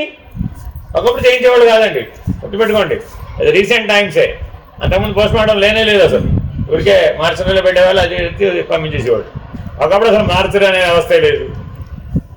చచ్చిపోతే వెంటనే ఇచ్చేయడమే, వెయిటింగ్ లేదు కదా. అప్పుడు పొద్దున్న చనిపోతే సాయంత్రానికి క్రిమేషన్ అయిపోయేది. ఇప్పుడేమైపోయింది, విమానాలు దిగి రావాలి కదా, మరి టైం పడుతుంది కదా. అందుకని చాలా ప్రయోగాలు, చాలా ప్రయత్నం. కాబట్టి మీ శవం గురించే మీకు సరిగ్గా తెలియదు. మీరేదో బాగా తెలుసు అనుకుంటున్నారు, కానీ ఏ శవాన్ని అయితే మీ జీవితం అంతా 100 ఏళ్ల పాటు మీరు మోసుకు తిరుగుతున్నారో ఆ శవం యొక్క అవస్థ ఏమిటో, ఆ లోపల ఏముందో, ఆ జ్ఞానం అంటే ఎంతకంటే ఉందండి. మీరెవరో ఆ తెలిసిన వాడిని అడగవలసింది. ఏమమ్మా, అన్నీ మధ్య ఏదో ఒకటి చూశానండి. వాళ్ళ అబ్బాయి చెప్పాడు, మా నాన్నగారు అద్భుతంగా ఉన్నాడండి, రాత్రి హాయిగా చికెన్ బిర్యానీ కూడా తిన్నాడు, హాయిగా మందులు వేసుకున్నాడు, హాయిగా పడుకున్నాడు, హాయిగా పోయాడు. అది అలాగే ఉంటుంది, ఎక్కడికి పోదు. అర్థమవుతుందండి. చాలా చేంజెస్ వస్తాయి లోపల. ఆ మార్పులను ఎవరు చేశారండి? ధనుంజయం అనే వాయువు. అదేనండి. అలా కొంతకాలం ఉండేటప్పటికీ అది డిటీరియరేట్ అయిపోతూ ఉంటుంది. నువ్వేం చేయకల్లా. ఏ శవమైనా అంతే, పశువైనా అంతే, మనిషి అయినా అంతే. ఆ డిటీరియరేషన్ ఎలా జరిగింది మరి ఇప్పుడు? ఆ ధనుంజయం అనే వాయువు ఇంకా ఉంది అందులో. అందుకని ఏమన్నాం, ఆ శరీరం పూర్తిగా పంచభూతాలలో కలిసిపోతే తప్ప ఆ ధనుంజయం అనే వాయువు వెళ్ళిపోదు. ఇప్పుడు జీవుడు ఉన్నట్ట వెళ్ళినట్టు. మరి శరీరం చల్లబడిపోతే రక్తం గడ్డగట్టిపోతుంది.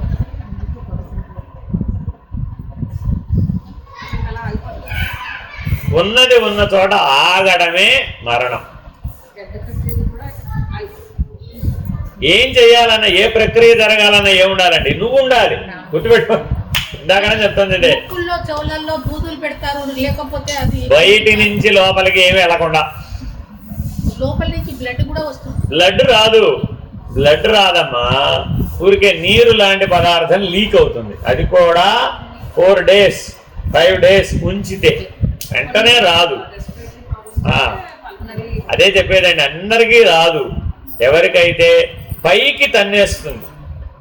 కొంతమందికి మరణం ఎలా వస్తుందంటే, ఈ ఫ్లూయిడ్స్ అన్నీ పైకి తన్నేస్తాయండి. ఆ పైకి తన్నేసి కళ్ళులా అయిపోతాయి, టెన్నిస్ బాల్ లాగా అయిపోతుంది మరణకాలంలో. రాదు, లోపలికి వెళ్ళిపోతాయిలే. అలా అయితే అప్పుడు ఇలాంటి లీకేజెస్ ఉంటాయి. ఫర్ ఆల్ మనం ఏదో ఒకటి చూస్తాం, అందరికీ సార్వజనీనంగా అదే అడ్రస్ పెట్టేశాం. అలా ఎలా అవుతుంది? అలా అవుతుంది.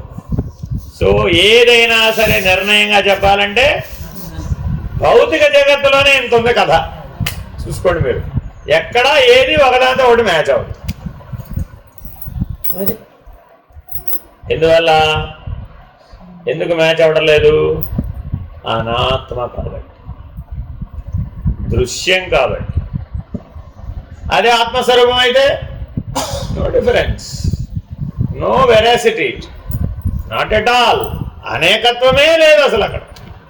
అది కేవలం ఆధారం, కేవల ద్రష్ట.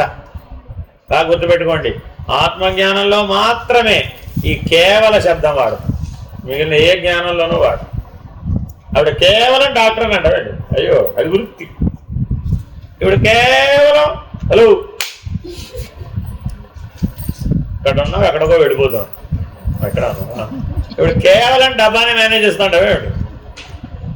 ఏమమ్మా, డబ్బాని మేనేజ్ చేస్తున్నావు, కంపెనీనా? డబ్బా ద్వారా కంపెనీ అంటున్నావు లేదా? కంపెనీ కనబడుతుంటావు ఎక్కడన్నా? కంపెనీ కనబడదు. ఏమో చెప్తా నీకు, ఎట్లాగో ఇది ఎట్లాగో అది ఎట్లాగో, ఇంకా చాలా ఉన్నాయండి అట్లాంటివి. ఇలాంటి కేటగిరీలు చాలా ఉన్నాయి. ఎందుకని చెప్పారండి? దానికి కారణం ఎందుకో చెప్పారు. ఎందుకనయ్యా అంటే, నీకు తాదాత్మ్యత కలిగే క్షణాలు ఎక్కువ. ప్రతి క్షణంలో నీవు సాక్షిగా ఉండగలగడే అవకాశాలు తక్కువ. ఆ స్పందిస్తావు అనమాట, అక్కడ ఆ తాదాత్మ్యతతో స్పందిస్తావు అనమాట. అప్పుడు ఏమైపోయావు? జీవభావం వచ్చేసింది. తెలుసు నీకు అదంతా అలాగే జరుగుతుందని, నువ్వు అలాగే పనిచేయాలని, ఎంత కష్టపడ్డా ఆపరేషన్ అలాగే చేయాలని. నువ్వు చేయకపోతే అవదని కూడా నీకు తెలుసు, కానీ నువ్వు సాక్షి అనే గుర్తుండదు. అంటే ఆ మొమెంట్లో సాక్షి అని గుర్తుండదండి. ఆ మొమెంట్కి ఏమైపోయినట్టు ఇప్పుడు నేను ఎప్పుడైనా సాక్షినేనండి, అన్నం వండితే తప్ప. ఇప్పుడు అన్నం వండాలా మానేయాలా? వండాల్సిందే కదా. మరి ఎలా ఉండాలి ఇప్పుడు? What you should practice, very important. ఇంకో విషయం చెప్తా, గాలి తీసుకుని విడిచిపెట్టినప్పుడు తప్ప మిగిలినప్పుడు అంతా నేను సాక్షినేనండి. ఇప్పుడేం చేయాలి? ఇప్పుడేం చేయాలి? ఇలా మన దగ్గర ఎన్నో ఉన్నాయండి. This all are inevitables. వీటి కేటగిరీ ఏమిటి? ఇన్ఎవిటబుల్. కానీ నువ్వు అనేకత్వం మీద దృష్టి ఉంటే ఈ ఇన్ఎవిటబుల్స్ అని ఎందులో అండి? ప్రపంచంలోవే కానీ అనాత్మలో భాగమే కానీ ఇన్ఎవిటబుల్స్ అన్నీ ఆత్మలో భాగం కాదు. తప్పనిసరే ఉద్యోగం చేస్తున్నానండి అన్నవాళ్ళు లేరా జీవితాల్లో? ఉన్నారా లేదా? ఈ మాట అంటారండి, ఏదో క్షణంలో జీవితంలో అంటారండి. తప్పనిసరి ఈ పని చేయవలసి వచ్చిందండి. ఓహో, ఆత్మ అనాత్మ. సో కాబట్టి ప్రశ్న దేంతో అనుసంధానం చేయాలి? ఆత్మ అనాత్మ. కాబట్టి ఆత్మస్వరూపం ఎటువంటిది? సూర్యుడు వంటిది, ప్రకాశ స్వరూపం. దాంట్లో చీకటి లేదు, దాంట్లో ఇంకేం లేవు, భ్రాంతులు లేవు, ఇంకేం లేవు, అనేకత్వం లేదు, ఇంకేం లేవు, ఏ రకమైన పరిణామం లేదు. ఇప్పటివరకు అంత దాకా వచ్చేసామండి. చూసుకోండి, మీ ఇష్టం. అలా మీ చేతిలో అన్ని పెట్టేసామండి, మీ ఇష్టం. ఈశ్వరుడి చేతిలో సూర్యుడి చేతిలో అని పెట్టుకున్నాడా? లేనే లేదు. ప్రత్యక్షంగా కనబడటం లేదా? కనబడుతూనే ఉన్నాడు. అనుసరించడానికి వీలు కాదా? అయ్యో, కళ్ళెదురుకున్నామని అనుసరించలేకపోవడమే. నువ్వు భావనే మార్చుకుంటావో, అజ్ఞానాన్నే వదిలేస్తావో, పదార్థాన్నే వదిలేస్తావో. నీ చుట్టూ 3 ప్రపంచాలు ఉన్నాయి. ఏమో, పదార్థమయ జగత్తు ఉంది. నువ్వు కలిసిపోవడానికి 3 అవకాశాలు ఉన్నాయండి. ఒకటేమిటి? పదార్థమయ జగత్తు. రెండోది ఏమిటి? భావనామయ జగత్తు. మూడోది ఏమిటి? అజ్ఞానమయ జగత్తు. నువ్వు ఎక్కడ కలిసిపోతున్నావు చూసుకో. నేను 3 చోట్ల కలవలేదండి అన్నావు. జగద్విలక్షణ. ఎవరుండద్దన్నా నేను విలక్షణంగా? సూర్యుడు విలక్షణంగానే ఉన్నాడు కదా. ప్రత్యక్ష సాక్షి, కర్మ సాక్షి, సర్వదా సాక్షి, సృష్టికి సాక్షి, జగద్రక్షకుడు, ఇంకేంటి ఆయన పేర్లు? జగజ్జక్షు.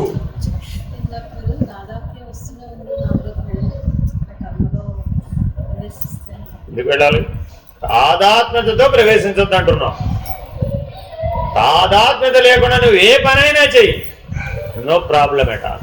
డాక్టర్ గారు ఆపరేషన్ చేస్తుంటే పేషెంట్ చచ్చిపోయాడండి. కోర్టులో కేసు వేయాలా వద్దా? వేసి 302 సెక్షన్ కింద ఊరి తీయాలా వద్దా? అదంతా నాకు తెలియదు. ఫలానా వ్యక్తి చనిపోవడానికి డాక్టర్ గారే కారణం కాబట్టి కోర్టులో కేసు వేసాను. నాకేం శిక్ష పడాలో కూడా నేనే అడుగుతున్నాను. అందులో అడుగుతాడు వాడు 302 సెక్షన్ దగ్గర పీనల్ పనిష్మెంట్ డాక్టర్ గారికి ఇవ్వండి అని. చాలా ఉంటాయండి అఫిడవిట్లు. ఇలా ఫైల్ చేసిన బోర్డు ఉన్నాయండి ప్రపంచంలో. అది అదంతా పెద్ద ఇష్యూ రండి. ఈయన్ని పిలుస్తారు, వాళ్ళని పిలుస్తారు, ఈయన ఏం చేశారో అడుగుతారు. అమ్మా ఎలా జరిగిందో చెప్పమ్మా, అయ్యా ఎలా జరిగిందో చెప్పమ్మా. ఆ డెత్ ఎలా అక్కరైందో వాడు నేరేషన్ అంతా వాళ్ళకి అర్థం కాని భాషలో చెప్పాల్సిందే. ఎందుకని అవన్నీ మెడికల్ భాషలో ఉంటాయి. ఆ మెడికల్ టెర్మినాలజీ అర్థమయ్యే లాయర్ కావాలండి. ఎంతైన విషయం ఏంటంటే ఆ జడ్జికి తెలియదు. ఆ జడ్జిమెంట్ ఇచ్చేదానికి ఇదేం తెలియదండి. ఏం చేశారంటే దీంట్లో ఎక్స్పర్ట్ అయిన లాయర్ పిలవన్నట్టు. లాయర్లు డిఫరెంట్ ఎక్స్పర్ట్స్ ఉంటారు కదా, అని పిలుస్తారు, అని కూర్చోబెడతారు. ఆవిడేదో చెప్తుంది కరెక్టేనా అని.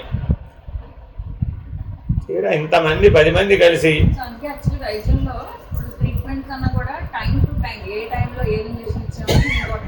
ఎంతైన విషయం తెలుసా మీకు?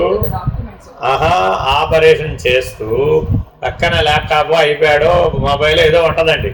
అందులో టక టక టక టక టక టక వీడియో ఆడియో రికార్డింగ్తో పాటు అందులో ఏమైనా మిస్ అవ్వచ్చు, మనిషి అడ్డం రావచ్చు, తీసిన యాంగిల్ కనబడకపోవచ్చు అని ప్రొసీజరల్ స్టెప్స్ ఉంటాయండి. ప్రొసీజరల్ స్టెప్స్ టక టక టక టక టక రికార్డ్ చేసేవాడు వాడు ఉంటాడు, పక్కన వాడు అసిస్టెంట్ ఉంటాడండి. వాడు ఈ టైంకి 9:24 3 ml అనస్థీషియా ఇచ్చారు, 3 నిమిషాల్లో వీడికి స్మృతి తప్పింది, 9:27 వీడికి ఫలానా సలైన్ పెట్టాము, 9:30 వీడిని ఓపెన్ చేసాము, అలా రాసేసుకుంటూ పోతాడండి వీడు. చివర కంపల్సరీ ఆపరేషన్ చేసిన సమయం పెడతాడు. This document will save him from 302. ఇప్పుడు ఏమైపోయిందో తెలుసా, ఈ గొడవ పెరిగిపోయేటప్పటికి ట్రీట్మెంట్ మీద దృష్టి కానీ ఆపరేషన్ సక్సెస్ఫుల్ గా చేయడమా లేదా అన్న దాని మీద దృష్టి పెట్టట్లేదండి. వీడికి 302 పడకుండా చూసుకోవడమే సరిపోతుంది. It's all called medico legal cases. బయటపడాలంటే ఎంత పెద్ద ప్రమాదమో ఏంటంటే పెనల్ పనిష్మెంట్ వచ్చేస్తుంది. చూడండి ఎలిమెంట్, మీరు కూడా భగవంతుని నమ్మొచ్చు కదా,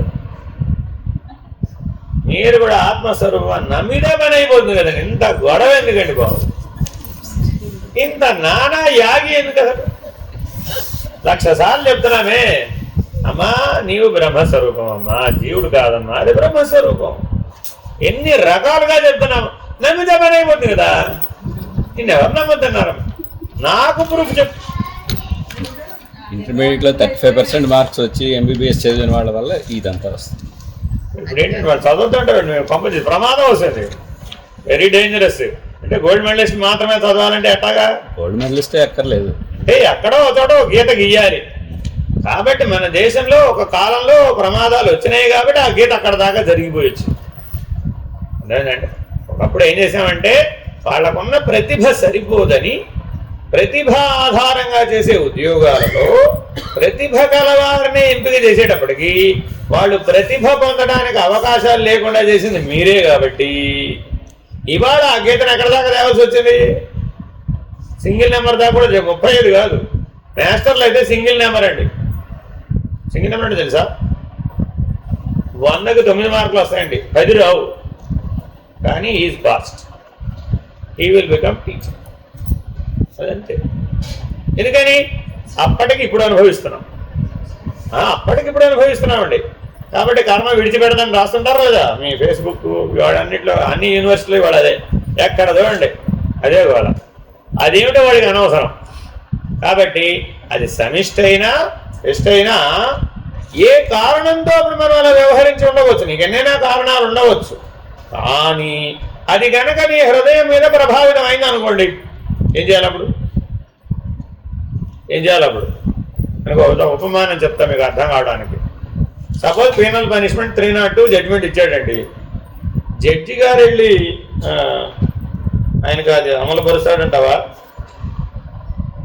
ఉరిశిక్ష అమలు పరిచేది ఎవరు? జడ్జి గారేనా? కాదా అనుకుంటూ ఉంటాడు. మళ్ళా తలారి అంటారు ఆయన. అదేనండి, చాలామంది ఆ ఉరిశిక్ష అమలు రోజు ఆ తలారి చాలా బాధపడిపోయి ఇంటికి వెళ్ళి అన్నం తినలేక వారం రోజులు సిక్ అయిపోతాడు. ఆ సిచ్యుయేషన్లో ఇన్వాల్వ్ అయిపోతాడు అన్నమాట. ఎందుకని? దానికంతా ప్రిపేర్ చేసేది అతనే, ఎగ్జిక్యూట్ చేసేది అతనే. ఎంతైన విషయం ఆ శవాన్ని దించి మళ్ళా పంపించేది కూడా అతనే. అతని డ్యూటీ చార్ట్లో అవన్నీ రాసేసాం. అప్పుడు అతని జీవితం ఏమైపోయింది? ఆ ఉద్యోగం మనకి ఇస్తే బాగున్నట్టు అవుతుంది. పీనల్ పనిష్మెంట్ ఎగ్జిక్యూటర్ అంటారండి. బాగుంటుందంటారా? బాగుందంటారా? మన జీవితం ఎలా ఉంటుంది అప్పుడు? నిత్యం మృత్యువుని చూడాలి, అతి దగ్గరగా చూడాలి. సాధారణత కలుగుతుంటారా? కలదంటారా? కలుగుతుంటారా? కలదంటారా? ప్రతి దాంట్లో ఎగ్జామ్షన్ క్లాసులు ఉంటాయి. ఇప్పుడు ఏం చెప్పా మీ అందరికీ? ఎంత బలబదలు కూడా ఎంత విచారణ అవసరం లేదు అసలు. ఎవరికి? విశ్వసిస్తే. సింపుల్. విశ్వసిస్తే అసలు ఇవన్నీ ఏం అవసరం లేదు. అందుకని బాగా చదువుకునే వాడు తొందరగా ముక్తిపోతాడు. అమ్మాయి ఉందనుకోండి, అమ్మాయికి అసలు ఇవన్నీ ఏం గొడవ అవసరం లేదు. అమ్మాయి ఇక్కడ ఉన్న పుస్తకాలని చదివితే నీకు మోక్షం వస్తాను అనుకో. నా వల్ల ఒక్కడు కూడా చదవలేనండి. నేను అసలు మామూలు 5వ క్లాస్ పుస్తకమే చదవలేదు, నేను ఇవేం చదువుతాను, నాకు అదే కుదరదు, నాకేమన్నా తరుణోపాయం డైరెక్ట్గా చెప్పండి, మీరు చెప్పింది నేను నమ్మి ఆచరించేస్తానంటు. ఓ మాట చెప్పండి చాలు నాకు. ఓ మాట చెప్తే నమ్మి ఆచరించేస్తే పని అయిపోలేదా? సులభం. అమ్మ అన్నీ ఈశ్వరుడు అనుకోమ్మా, అంతేనమ్మా, అమ్మ అన్నీ ఈశ్వరుడు అనుకోమ్మా అని చెప్పా అమ్మాయికి. ఏం చేసింది? అలాగే స్వామి అన్న. వచ్చిన వాడు కస్టమర్ కాదు, ఈశ్వరుడు. పండించిన వాడెవడు? ఈశ్వరుడు. అమ్మిన వాడెవడు? ఈశ్వరుడు. అన్నవాడెవడు? ఈశ్వరుడు. అన్నింటినీ ఈశ్వరుడుగా అనుకో. అమ్ముతున్నది ఏమిటి? అది కూడా ప్రసాదమే. ఈ ఒక్క విశ్వాసం చేయవచ్చు కదా, అప్పుడు ఈశ్వరుడు ప్రత్యక్షం కాదా? రోజుకు 12 గంటలు కళ్ళు మూసుకొని ధ్యానం చేసి తల చూపు ఎక్కడో చొక్కల్లో చూపు నిలిపితే తప్ప నీకు ఈశ్వరుడు కనపడ్డుకో. ఈ మాట ఆవిడ చెప్పాను, ఏముంటుంది? ఇంతే sir, no fruits for you. ఏం చేస్తున్నానంటే ధ్యానం చేస్తున్నాను స్వామి. అన్ని నువ్వు చెప్పినవన్నీ మానేసి, అంతకుముందు చేసినవన్నీ మానేసి, అన్ని కాళ్ళు చేతులు కళ్ళు కట్టేసి రోజుకు 12 గంటలు ధ్యానం చేయమన్నావు కదా, చేస్తున్నావు. వాళ్ళు ఆయన వస్తాడు, ఏమయ్యా ఏదో బాగు చేస్తాను పంపిస్తే ఉన్న జీవితం చెడగొట్టు. కాబట్టి ఒక్క విశ్వాసం అనేది ఎంత గొప్పదయ్యా అంటే అసలు ఇన్ని ప్రయత్నాలు తీసి పక్కకు పడేస్తుంది. ఇవేమీ అవసరం లేదండి, విశ్వసిస్తే. కాబట్టి గురువు అన్నా దైవం అన్నా ఏమిటండి? విశ్వాసం. తండ్రి అంటే ఏమిటండి? విశ్వాసం. అదేనండి. ఈవిడే నీ తెలియని ఎలా తెలుసా నీకు? ఎలా తెలుసు? ప్రసూతి కేంద్రంలో ఈ బిడ్డను అటు ఆ బిడ్డను ఇటు మార్చేయచ్చుగా. మార్చేస్తే వాడికి తల్లి వాడే, వీడికి తల్లి వీడే. నేను గుర్తుపట్టగలండి. ఆవిడ గుర్తుపట్టలేదు, ఈవిడ గుర్తుపట్టలేదు. ఇలాగే పుట్టాడమ్మా అంటే ఏం చెప్తావు?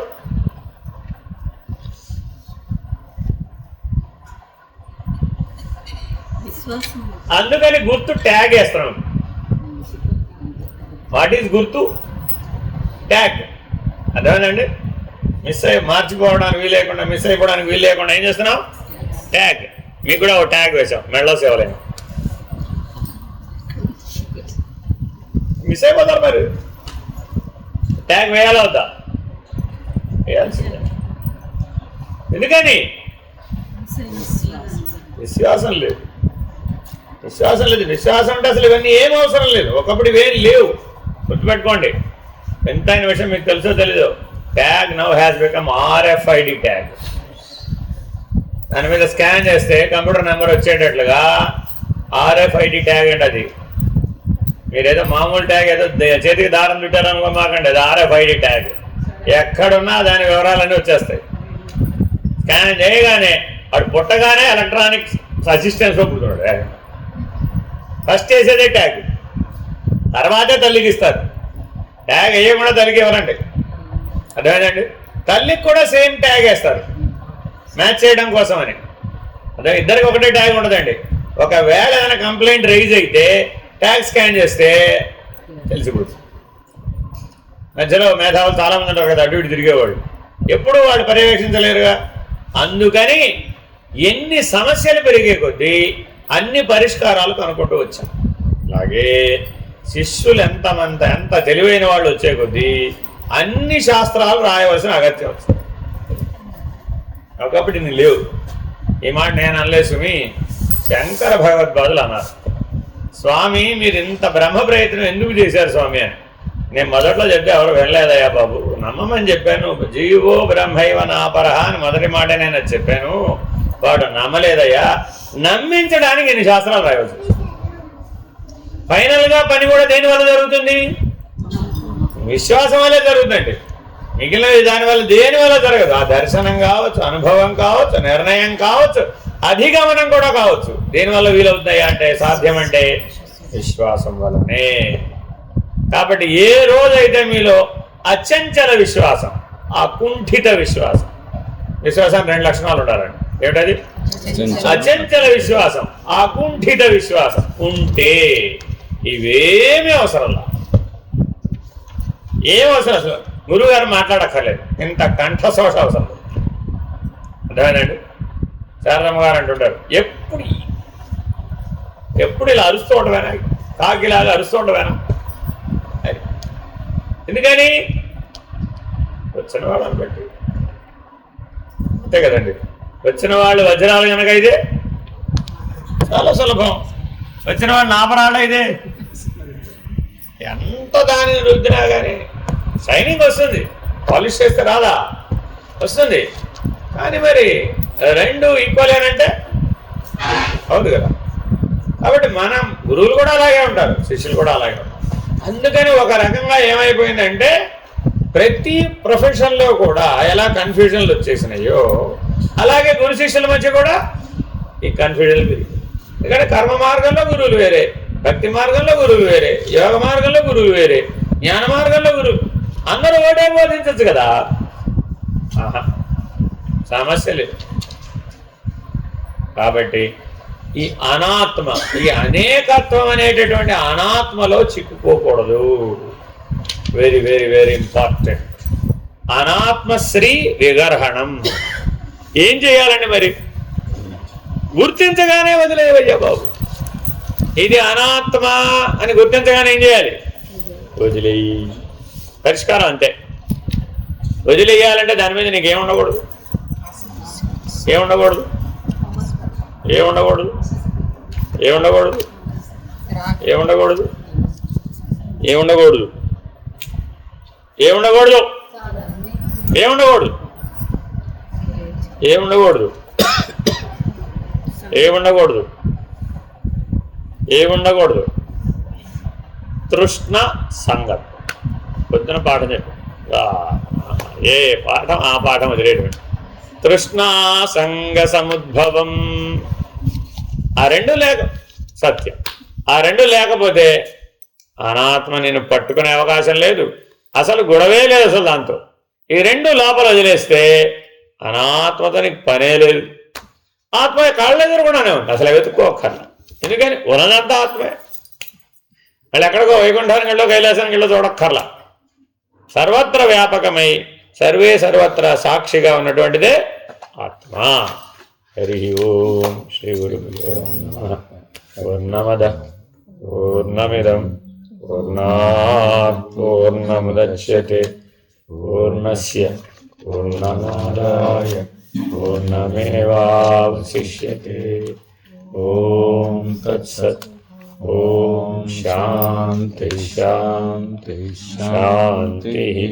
హరి ఓం. శ్రీ గురుభ్యో నమః. హరి ఓం. నారాయణ నారాయణ.